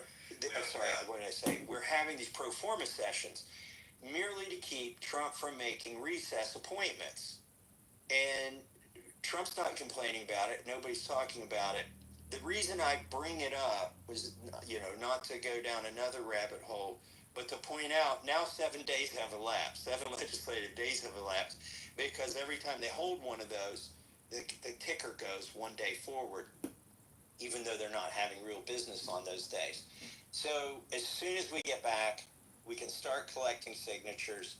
As soon as we get to 218 signatures, then it takes 7 more days, and then it can be brought up. And the speaker can either bring it up immediately, or he can wait a couple more legislative days. So is there a threshold, is there a deadline that you have to meet to collect the signatures that's going to run out, per se, before you have to try again? No, it goes to the end of Congress. And so, I think we're going to get there. If every Democrat signs it, and by the way, it will take a little while because people have to physically be present and physically sign it. This is not a Joe Biden auto pen thing where you can have your staff do it or mail it in. and you have to do it on the floor of the House of Representatives. If you're watching C-SPAN, you now that I know how it happens, you can actually watch people walk down there and sign this document at the clerk's desk. You'll see people doing that, and so 218 people have to sign the same document. And if every Democrat signs it, we need about 6 Republicans. And I have 12 co-sponsors. So even though I can't collect signatures yet, we can collect co-sponsors. And I've collected 12 Republican co-sponsors and a lot of Democrats. But if just 6 of the 12 follow through after co-sponsoring it and actually sign the discharge petition, then we're off to the races. And Speaker Johnson has 2 choices that I can see. He can either let this proceed to the floor for a vote, a debate and a vote. There will be a debate, and then there'll be a vote. Or he can use the Rules Committee, which means he's got to get it through 9 Republicans and 4 Democrats there. If 3 Rules Committee members defect, he's got a problem. 3 Republicans defect. And I'm hoping there would be 3, but in the Rules Committee, he could write a special rule to turn off this discharge petition power for the purposes of the resolution I've introduced. But he still has to get a majority of votes in the Rules Committee to get it to the floor, and then he has to get 218 votes on the floor. And you might say, well, why would anybody vote for that if they're in favor of releasing the Epstein files?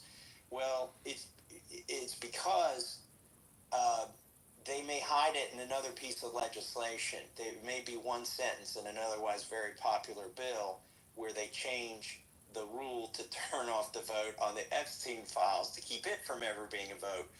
But this is where everybody needs to pay attention. We will sound the alarm. We won't have much time if he tries to go down that path. And then that roll call vote becomes the vote of record on when the Epstein files got swept under the rug in the House of Representatives. And what's the time frame there, if you can just estimate? That's probably a couple weeks after we come back. So I would say mid-September is when either the chicanery happens on the part of the speaker or we have a legitimate debate and a vote. Okay, well, and what can we do as constituents for our representatives, either Republican or Democrat? Because this is a nonpartisan issue as far as I'm concerned. You know, I voted for Trump. I advocated for other people to vote for Trump last year. I'm a registered Republican, and you know, for me, when there was a delineation and a deviation away from truth and transparency when it came to the Epstein files, that's when I started to have a much more scrutinous eye on not just the Trump administration, but also the Republican Party and Congress, and Democrats for that matter. I started to look at a far more scrutinous lens. So what can we do as constituents to help you pressure our congressmen to push that through when you come back in September?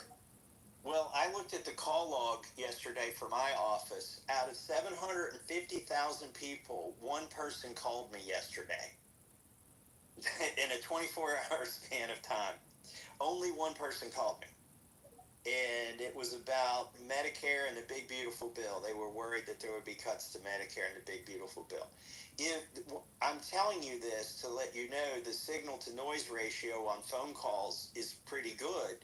If you got 3 of your friends to call your congressman and ask them to co-sponsor my bill during the August recess, and then once we're back in September, starting on September 3rd, the request should no longer be to co-sponsor the bill. The request should then transition to, would you sign the discharge petition on the Epstein files? You don't need to remember the HRES or HR number.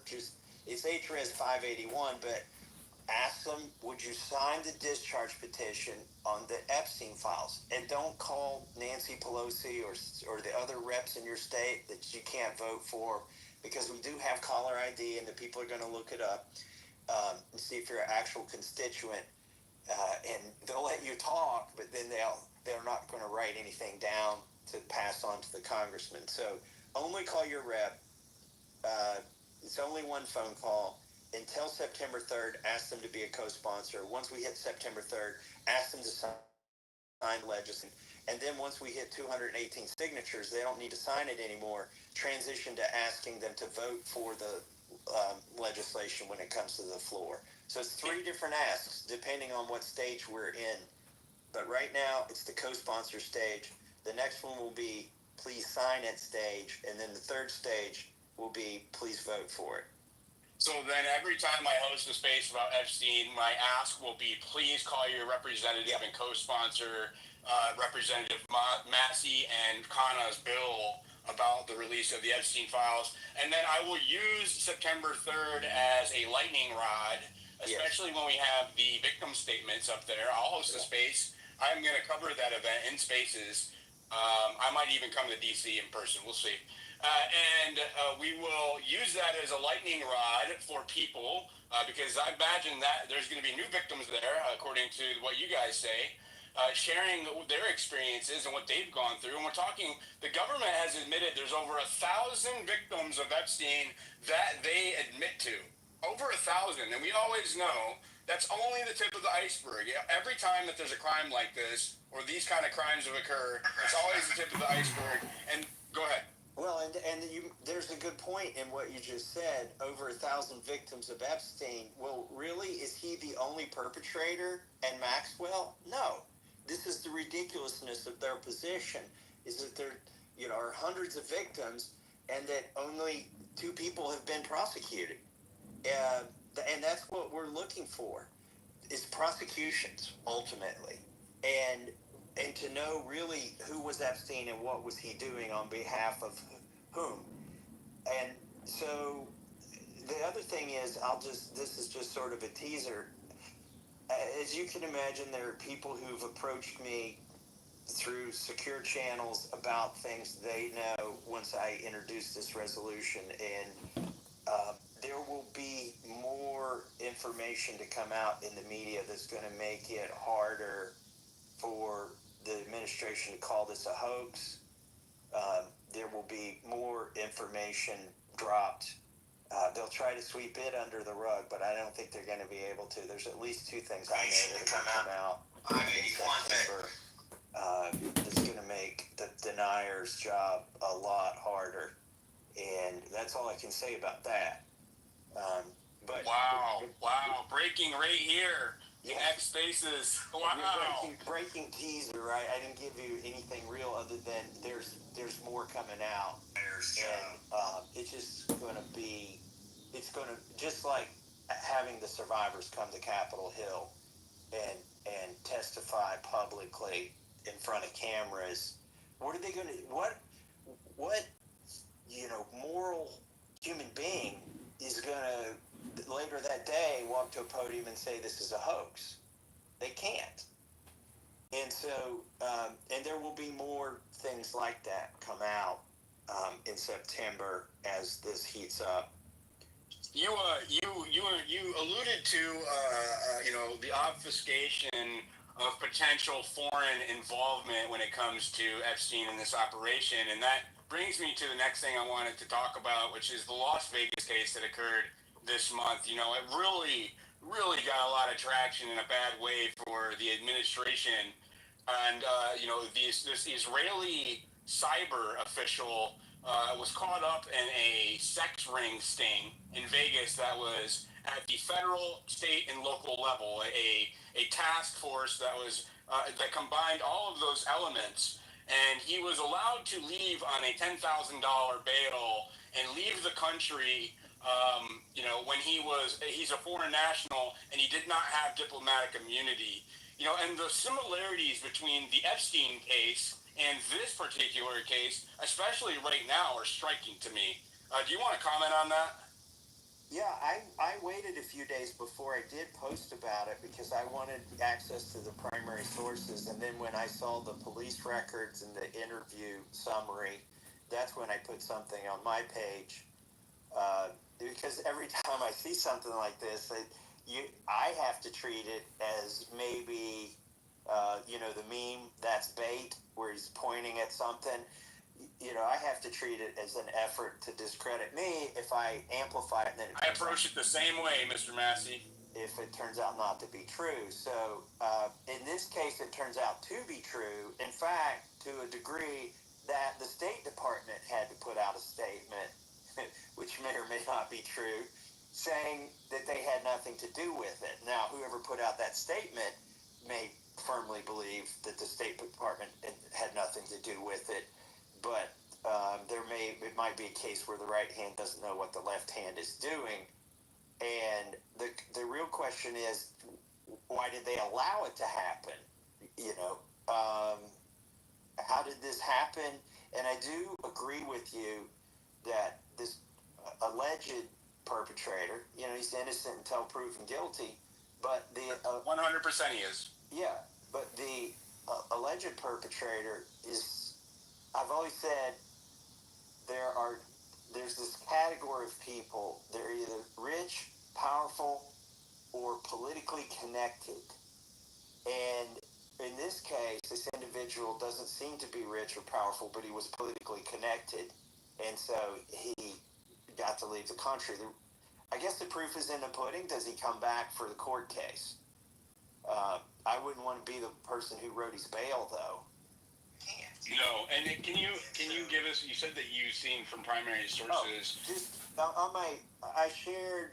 I can't remember the individual's name, but he did a video, like a 9-minute video with the police reports and stuff, and you can read them right there on the screen. But if you go, I read those. Yeah, that's at that point, it's real. Those are not fake documents. No, 100%. And I think the other story here is there's an individual who claims that his posts got deleted, like dozens of posts about this topic. Just in the conversations with Grok. Not just those. I think even Grok's going to get frustrated eventually with all his lobotomies that keep occurring. But when he starts speaking, it seems to be too close. I have developed a framework to solve for that. It's pretty honest. I saw that. Yep. It's like you gotta cut and paste like 1,000 words or something. You did. It's a wall of text, and as a matter of fact, it's so advanced now that even Grok is telling me they're like, don't release it. We'll release the smaller version because the state can actually use it to find holes in their narrative going forward and make their stories much more believable when the primary evidence doesn't match up to what they're trying to sell you.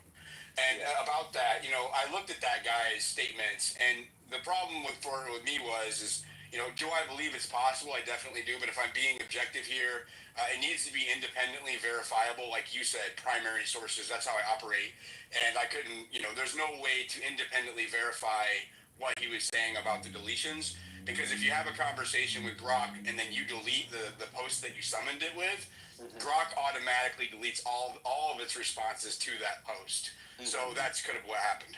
That could have happened. Yeah, I'm not sure what happened there either, but if true, it's concerning.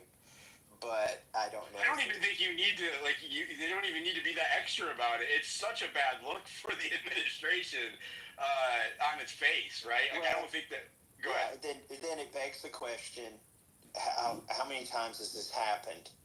Is this the default date for somebody from Israel? Can they just go back to Israel if something like this happens? It's interesting that you bring that up. So when that occurred, I used my framework in Grok and was able to pull up 11 cases of this happening with domestic and foreign individuals in the last 5 years alone, where similar circumstances, they were charged on CSAM or meeting with minors, etc. And then the charges were buried, and the cases were sealed, and have remained so ever since, highly redacted. But there's 11 occurrences. Some of them have to do with, there was a foreign national from the UN in New York that it occurred with a couple of years ago. There was a tech bro in Silicon Valley that it occurred with a few years ago who was from the United States. There was an Indian national who was a tech bro that this happened with in California a few years ago, where the case was brought up. It got buried by the DA or whatever, and then it was buried. And then the case remained sealed and heavily redacted, and the individual never got sentenced or anything like that. So I'm seeing a reoccurring pattern here, not just with Israel, but also with other high-level or high-profile individuals. Well, now that you mention it, do you remember that I think it was Debbie Wasserman Schultz and about a dozen other Democrats used the same outside consultants to do their congressional IT work? I think I'll butcher the name, but like on Swanee Brothers or something. Any case, they were. It seems like they were laundering money through a car lot or something. They were definitely like buying iPads for $999 or $499, whatever the limit was for congressional oversight, and then selling them for cash. They were able to flee to, I think it was Pakistan. So this is, and nobody stopped them. So this has happened before. Definitely, it definitely has. Are you up to answering some questions from the panel? You pick three, and I'll answer them, and then I've got to run. All right. And I just want to thank you. First of all, I kind of knew the kind of heat that you took, but now that I have been covering Epstein for 2 months in a way that went against the grain, I have a new appreciation for the level of heat that you take, and you continue to work for the will of the people, sir. And so my respect for you has grown exponentially, and I just want to say thank you. Really, I mean that wholeheartedly. Hey, by the way, shout out to my colleague Marjorie Taylor Greene.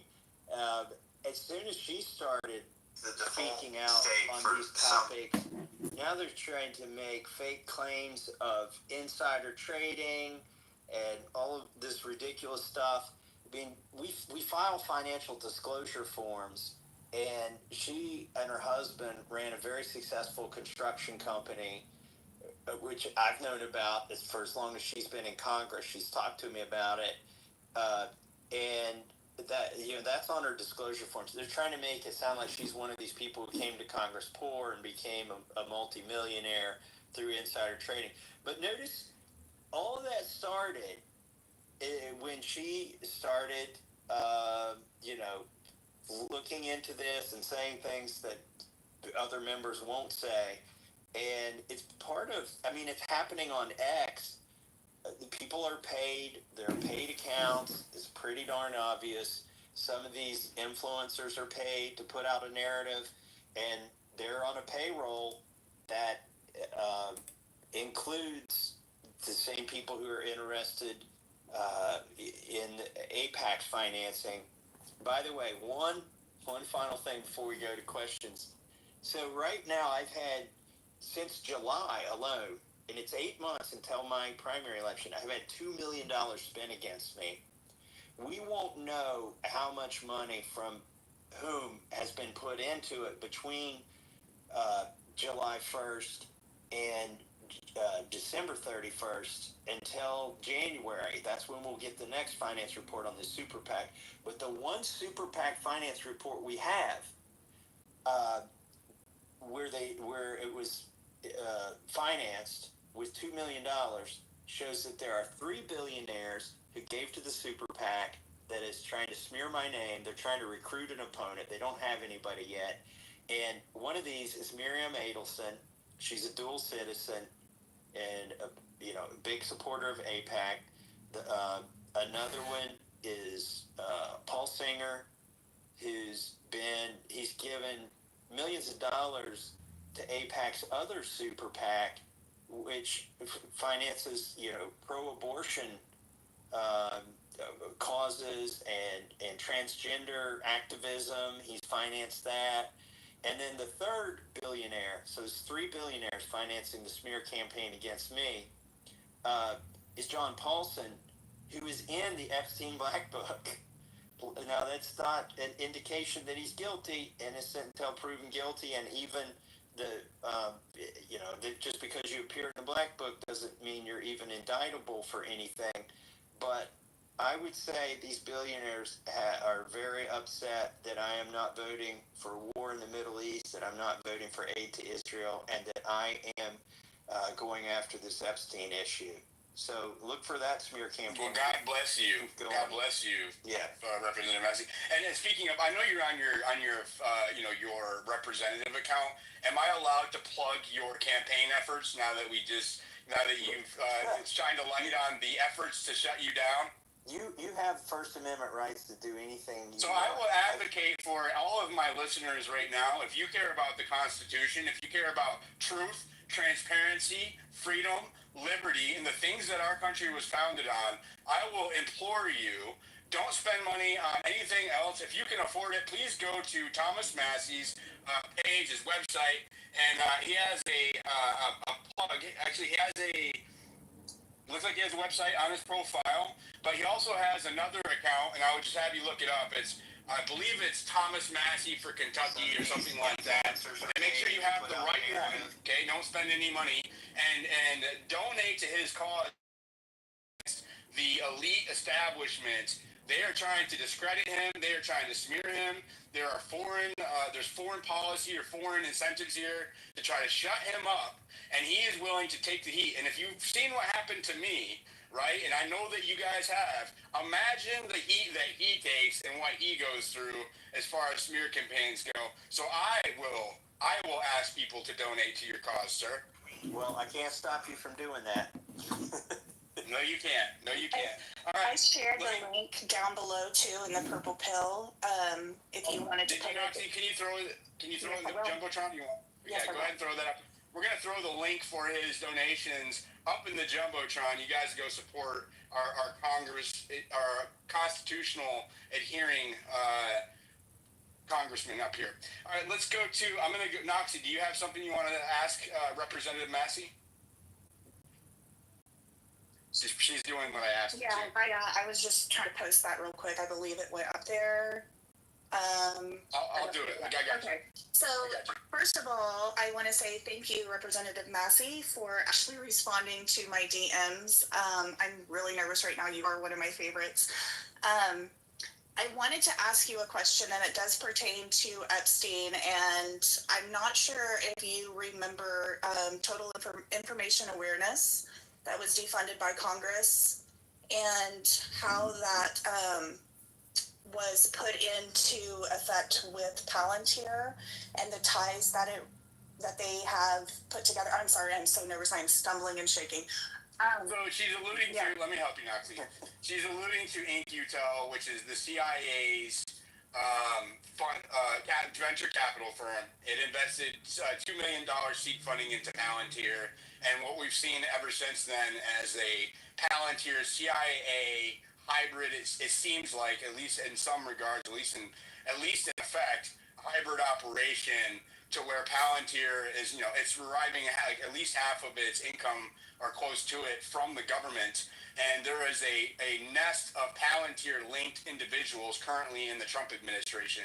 And it's weird because Peter Thiel, his venture capital firm, Valar Ventures, that he co-founded, received a $40 million investment from Epstein in the mid-2010s. And so there's just a weird, and this is, that's what put it on my radar. There's a weird connection there that goes all the way into the Trump administration now. Do you know what she's referring to? And I haven't found a member of Congress who's willing to talk about this at all. So I don't mind, I understand if you don't want to speak on it. Well, no, there's no reason I wouldn't speak on it if I knew something about it. Have speech or debate protection, right? But I'm not aware of that. I'll go back and look for it and see what. I will send you some. Yeah. Can I send you some information? Yeah.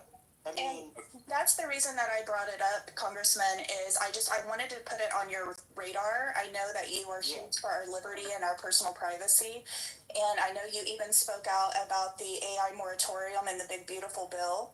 And I feel like there's a lot of chatter. There's not a whole lot of chatter about it on X, but there is some chatter about it on X. And we have done some really deep dives into this particular company and this person.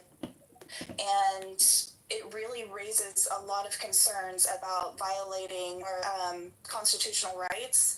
And if anybody that I know of that would take a deep into this, I would hope that you would. Well, look, that's one of the things that I think we should demand gets released, which is the bank records for Epstein's entire estate and all of the cash flows in and all the cash flows out. As they say, follow the money, right? That's the easiest way to figure out what was going on. And, it could be that what you're talking about was a big fund and money was fungible, who knows? But somebody behind the scenes was winking and saying, okay, we're going to put money here, and then you need to take it out and put it there. But I'm concerned, Congressman, I'm just going to interject because this is important and I want you to hear it. I'm concerned that the CIA links to Palantir and the Palantir links to the individuals in the Trump administration and what appears to be an emerging federal police force used through a Hegelian dialectic of open borders for the last 4 years and rampant crime is justifying the legal framework for the administration, and I'm not saying just Trump, but the administrative state, to enact a federal policing nationwide. And that is, we are witnessing that unfold. And the DC is the blueprint, and they're telling us that they're going to do it nationwide. And I believe that through the Insurrection Act, the justification's been there because of what happened under the Biden administration. I don't know if the Insurrection Act gives them the full authority, but you're going where I was thinking. Look, I'm in Congress. I'm not in the executive branch or the judicial branch, but I do know unless they have authorization, they need authorization and they need appropriation from Congress. The executive branch does to do anything. So I would blame my colleagues. I would blame the chairman of the committees that would be in charge of the authorizations for that to happen. And then every year we do appropriations. And with the exception of things like the Federal Reserve and the CFPB, which is an animal that never should have been created, both of those are, nothing gets money without appropriation from Congress. And we have the authority to stop whatever's going on. It could be just one amendment to an omnibus bill that says none of the money hereby appropriated shall be used for, and then you could put the things you don't want it to be used for. This is what I lament about having Speaker Johnson, is he will not allow amendments like that to even get a vote. Whereas, say what you will about Kevin McCarthy, we had over 400 amendments voted on during the appropriations process. I even got a vote on whether the Department of Education should exist during the appropriations process. But that's all been shut down in Congress now, for the most part, under Speaker Johnson. They'll instead of allowing 100 amendments, they might allow 4 or 5 amendments per appropriation. It's just so strange to me that so many diehard MAGA and Republicans are cheering for the expansion of a police state, like they've completely forgot what happened during January 6th, There's and post-January 6th. There's definitely some cognitive dissonance going on. Definitely, 100%. Okay, Alex, and then we'll go to Senator. He wants to ask a question. I know that he gets nervous about public speaking, and then we'll wrap it up. Go ahead, Alex. How's it going?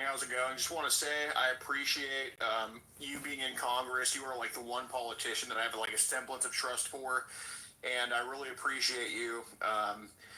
Bringing attention to the Epstein files even after it's out of the news cycle.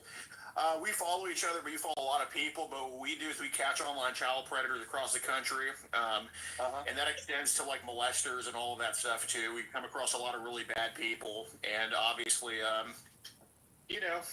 it's a very common thing. But what I just want to ask you is, why do you think that all politicians, for the most part, are so apprehensive to call for the files to be released?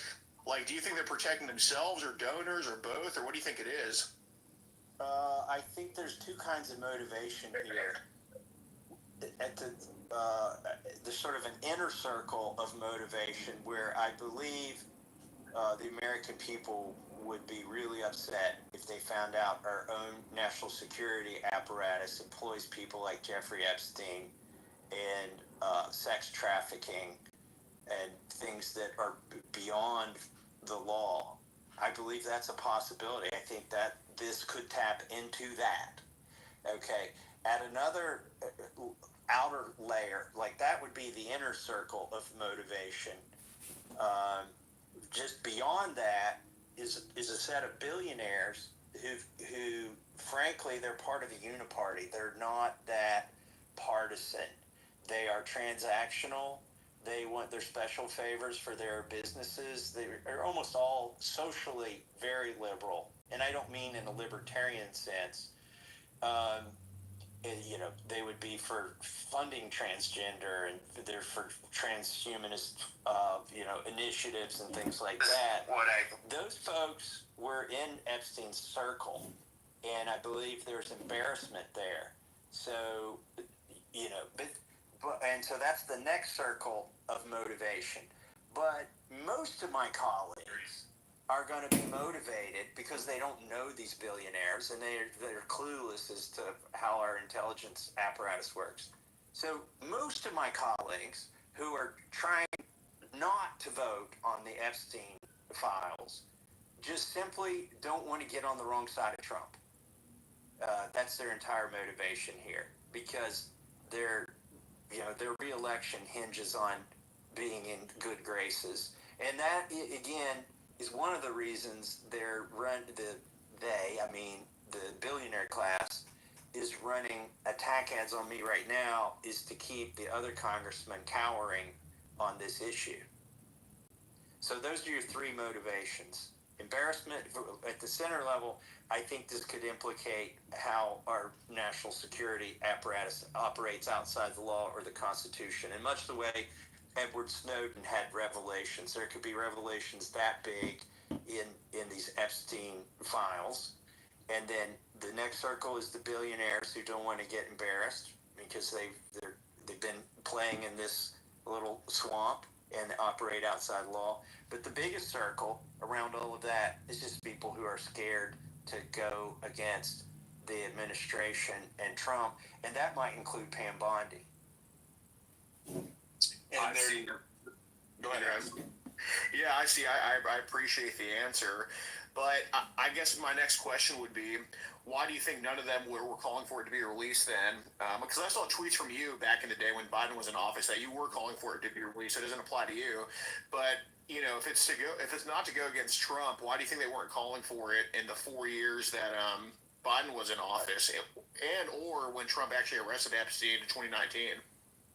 Well, I'm talking about Republicans, first of all. Like, for Democrats, with the exception of Ro Khanna and some people who are genuinely motivated on the Democrat side of the aisle, a lot of them are hoping that Trump gets snared up in this. So that's their motivation. By the way, something else I wanted to say on this space is people, a lot of times in comments on my posts, they're like, well, why don't you just talk to Trump, or why don't you just talk to Pam Bondi? You're assuming I haven't. Like, I do. I have. I asked Pam Bondi for these files in a private dinner in April. Because I'm on the Judiciary Committee, we went over to her office and had dinner, and it was very nice, and we were each kind of, we went around the table. Members of the Judiciary Committee could ask the Attorney General questions, and I told Jim Jordan, I said, listen, I don't want to embarrass anybody here, but I'm going to ask about the Epstein files. And he said, Massey, you do what you want. Ask whatever you want. And I got the runaround then in a private meeting, and I realized that, we were not going to get these things, or I suspected we weren't going to get these things based on her answer then. Thank you, Thomas, Representative Massey. That's I didn't know that. I didn't know that you had asked in person. So there's another breaking news. Thomas Massey has asked Pam Bondi in person about the Epstein files. So wow, we're in a great space. By the way, in front of her staff and 30 other congressmen.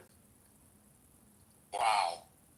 It's wild. Yeah, that is so wild. All right, thank you, Alex. I know our time is limited here, so I'm going to go to Shane, Senator Shane. Sir, do you have anything that you would like to ask the congressman or say? Yeah, thank you, Congressman. I've been following you and appreciated your last tweet where all the criminals had gone home, so why were they beefing up police support there in D.C.? I thought was hilarious. We founded the Freedom Caucus last year and was able to run it through here in Oklahoma with a lot of conservative initiatives. So we've dealt with the swamp on a state level, similar to what I see you doing up there. It takes a lot of courage. My question is, how is your experience working with our congressional delegation from Oklahoma? I put a lot of their contact information down below so that people could reach out to them if they're from Oklahoma, because I had them on ready available. My congresswoman in particular is Congresswoman Stephanie Bice. Do you think she would be amenable to signing on to your request for the Epstein files? I think your answer to that would probably be very telling, but any other open-ended commentary you'd like to make on our congressional delegation, because we're looking at making sure that our conservative values are being represented up there like you do for the good people in Kentucky. Well, I don't have anything disparaging to say about any of the Oklahoma delegation, but I would say Josh Burkeen might be your best bet for getting a signature on this discharge petition. And again, he's the one I talk to the most, and it's kind of cliquish up there. He's in the Freedom Caucus. I'm not, but I see him almost at every vote when we go to the floor of the House, and I talk to him quite a bit. So I'm hopeful he would be one of the signatures. If I were allowed a follow-up question, sure. Would you consider joining the Freedom Caucus? We're big fans of yours and would love to see you be part of that. Yeah, when the Freedom Caucus was first formed, the argument was they needed 30 people that would go to the floor of the House and vote the right way, and that lock arms and vote the right way. And I told him you'll only ever need 29, because regardless of what you decide at your meetings, I will be on the floor voting the right way. I don't need the cover of 29 other people to do what I think is right. So what you really need is people who don't vote as a block. Ironically, you need people who will go down there and do the right thing. They don't need to have meetings and talk about it. I'm sure if your Freedom Caucus is like I can imagine, you probably talk yourselves to death, and everybody in there is the smartest person in the room, and they've all got a big plan, and they get beer muscles on, and then when it comes time to do something, it's not, if everybody's not in agreement, it doesn't happen. So the Freedom Caucus, those are my closest allies. But it also turns out that Victoria Sparks, not in the Freedom Caucus, Marjorie Taylor Greene, not in the Freedom Caucus, Warren Davidson, not in the Freedom Caucus. These are actually the toughest fighters that I know in the House of Representatives. So I would say if you have a member of Congress who gets elected, probably the Freedom Caucus is a good thing for them to join. It would be a good indication to you that they're at least willing to say they're conservative when they get to Washington, D.C., but I wouldn't put much weight into what caucus somebody is in. Just look at how they vote. You want to respond to that, Senator? I couldn't agree more. We went from about 4 conservative votes last legislative session in 2024 to 12 to 15 consistently pushing back against the growing government agenda of the establishment. So we wrestle with that battle because we have a lot of conservatives like yourself who vote with us, but they're not really joiners. But I agree wholeheartedly. If you have the courage to vote your conscience, you'll end up pretty much voting like a Freedom Caucus member. Hey, by the way, the fact that you're on this Twitter space tells me you are one of the best ones there in Oklahoma. I don't need to know much more. And also the fact that you're trying to help your federal delegation find the right path up there, because I know that gets you in trouble. Just the fact that you've been on this Twitter space is going to make some of them upset. It's going to make your leadership upset there in Oklahoma. So my hat's off to you, brother. Well, I appreciate that coming from you. A tremendous amount of respect. Thanks, sir. All right. Well, let's see. I've been on here an hour. I was just going to do half an hour. I think I'm going to have to hop off of here. It was good talking to you all. Thank you to everybody who's on this Twitter space. You're now on Mossad's list, and your phone will get hacked and all that good stuff. But it was fun while it lasted. Thank you, Representative Massey, for having the balls and the courage to do what you're doing. And again, you guys can go support him in the link up in the Jumbotron. And Mr. Massey, I have been under threat since covering the Epstein files. I just alluded that I might come to D.C. Can you give me some tips to stay safe if I come down there? Because I have been threatened quite a bit. But I'm just going to publicly declare, right, if I do go to D.C., I'm not suicidal. I'm not doing anything risky. And I am going there just to cover that event. So if I do go, I will definitely be in touch with you, sir. Thank you again. Yeah. All right. Look me up. Well, it's a swamp, but my office is a lily pad. Got you. I got you. All right. We'll talk to y'all later. Thank you, Thomas Massey. I appreciate it. Thank you, Noxie, for inviting me. Yeah, good job, Noxie, getting them in here. Thank you so much. All right. That was good, man. We got some breaking news on that one. I want to know what the what's going to drop in September that's going to make it hard. They got some. He said that somebody had some juice. I want to know what the juice is. Ooh, this is going to be interesting. Let me get the stage filled up here. Bottom right corner, repost the space. Get down in the comments section, and we will continue this conversation. Sorry, I know a lot of people didn't get a chance to speak or come off stage or ask. But, it's a limited time, and I promised before that I would have, that I would be very selective with the questions, not who, but the amount of questions that he would get asked, because, again, he gave us an hour, and we only had 30 minutes. So really appreciate that from the Congressman. Noxie, good job getting him in here. What did you think? Well, first of all, I want to say thank you for having my back whenever I was completely fangirling and stumbling over my words. That was very appreciated.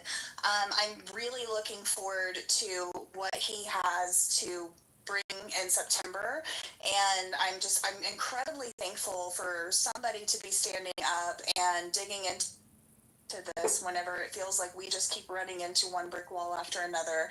And he was absolutely right about my very own state senator's Jet.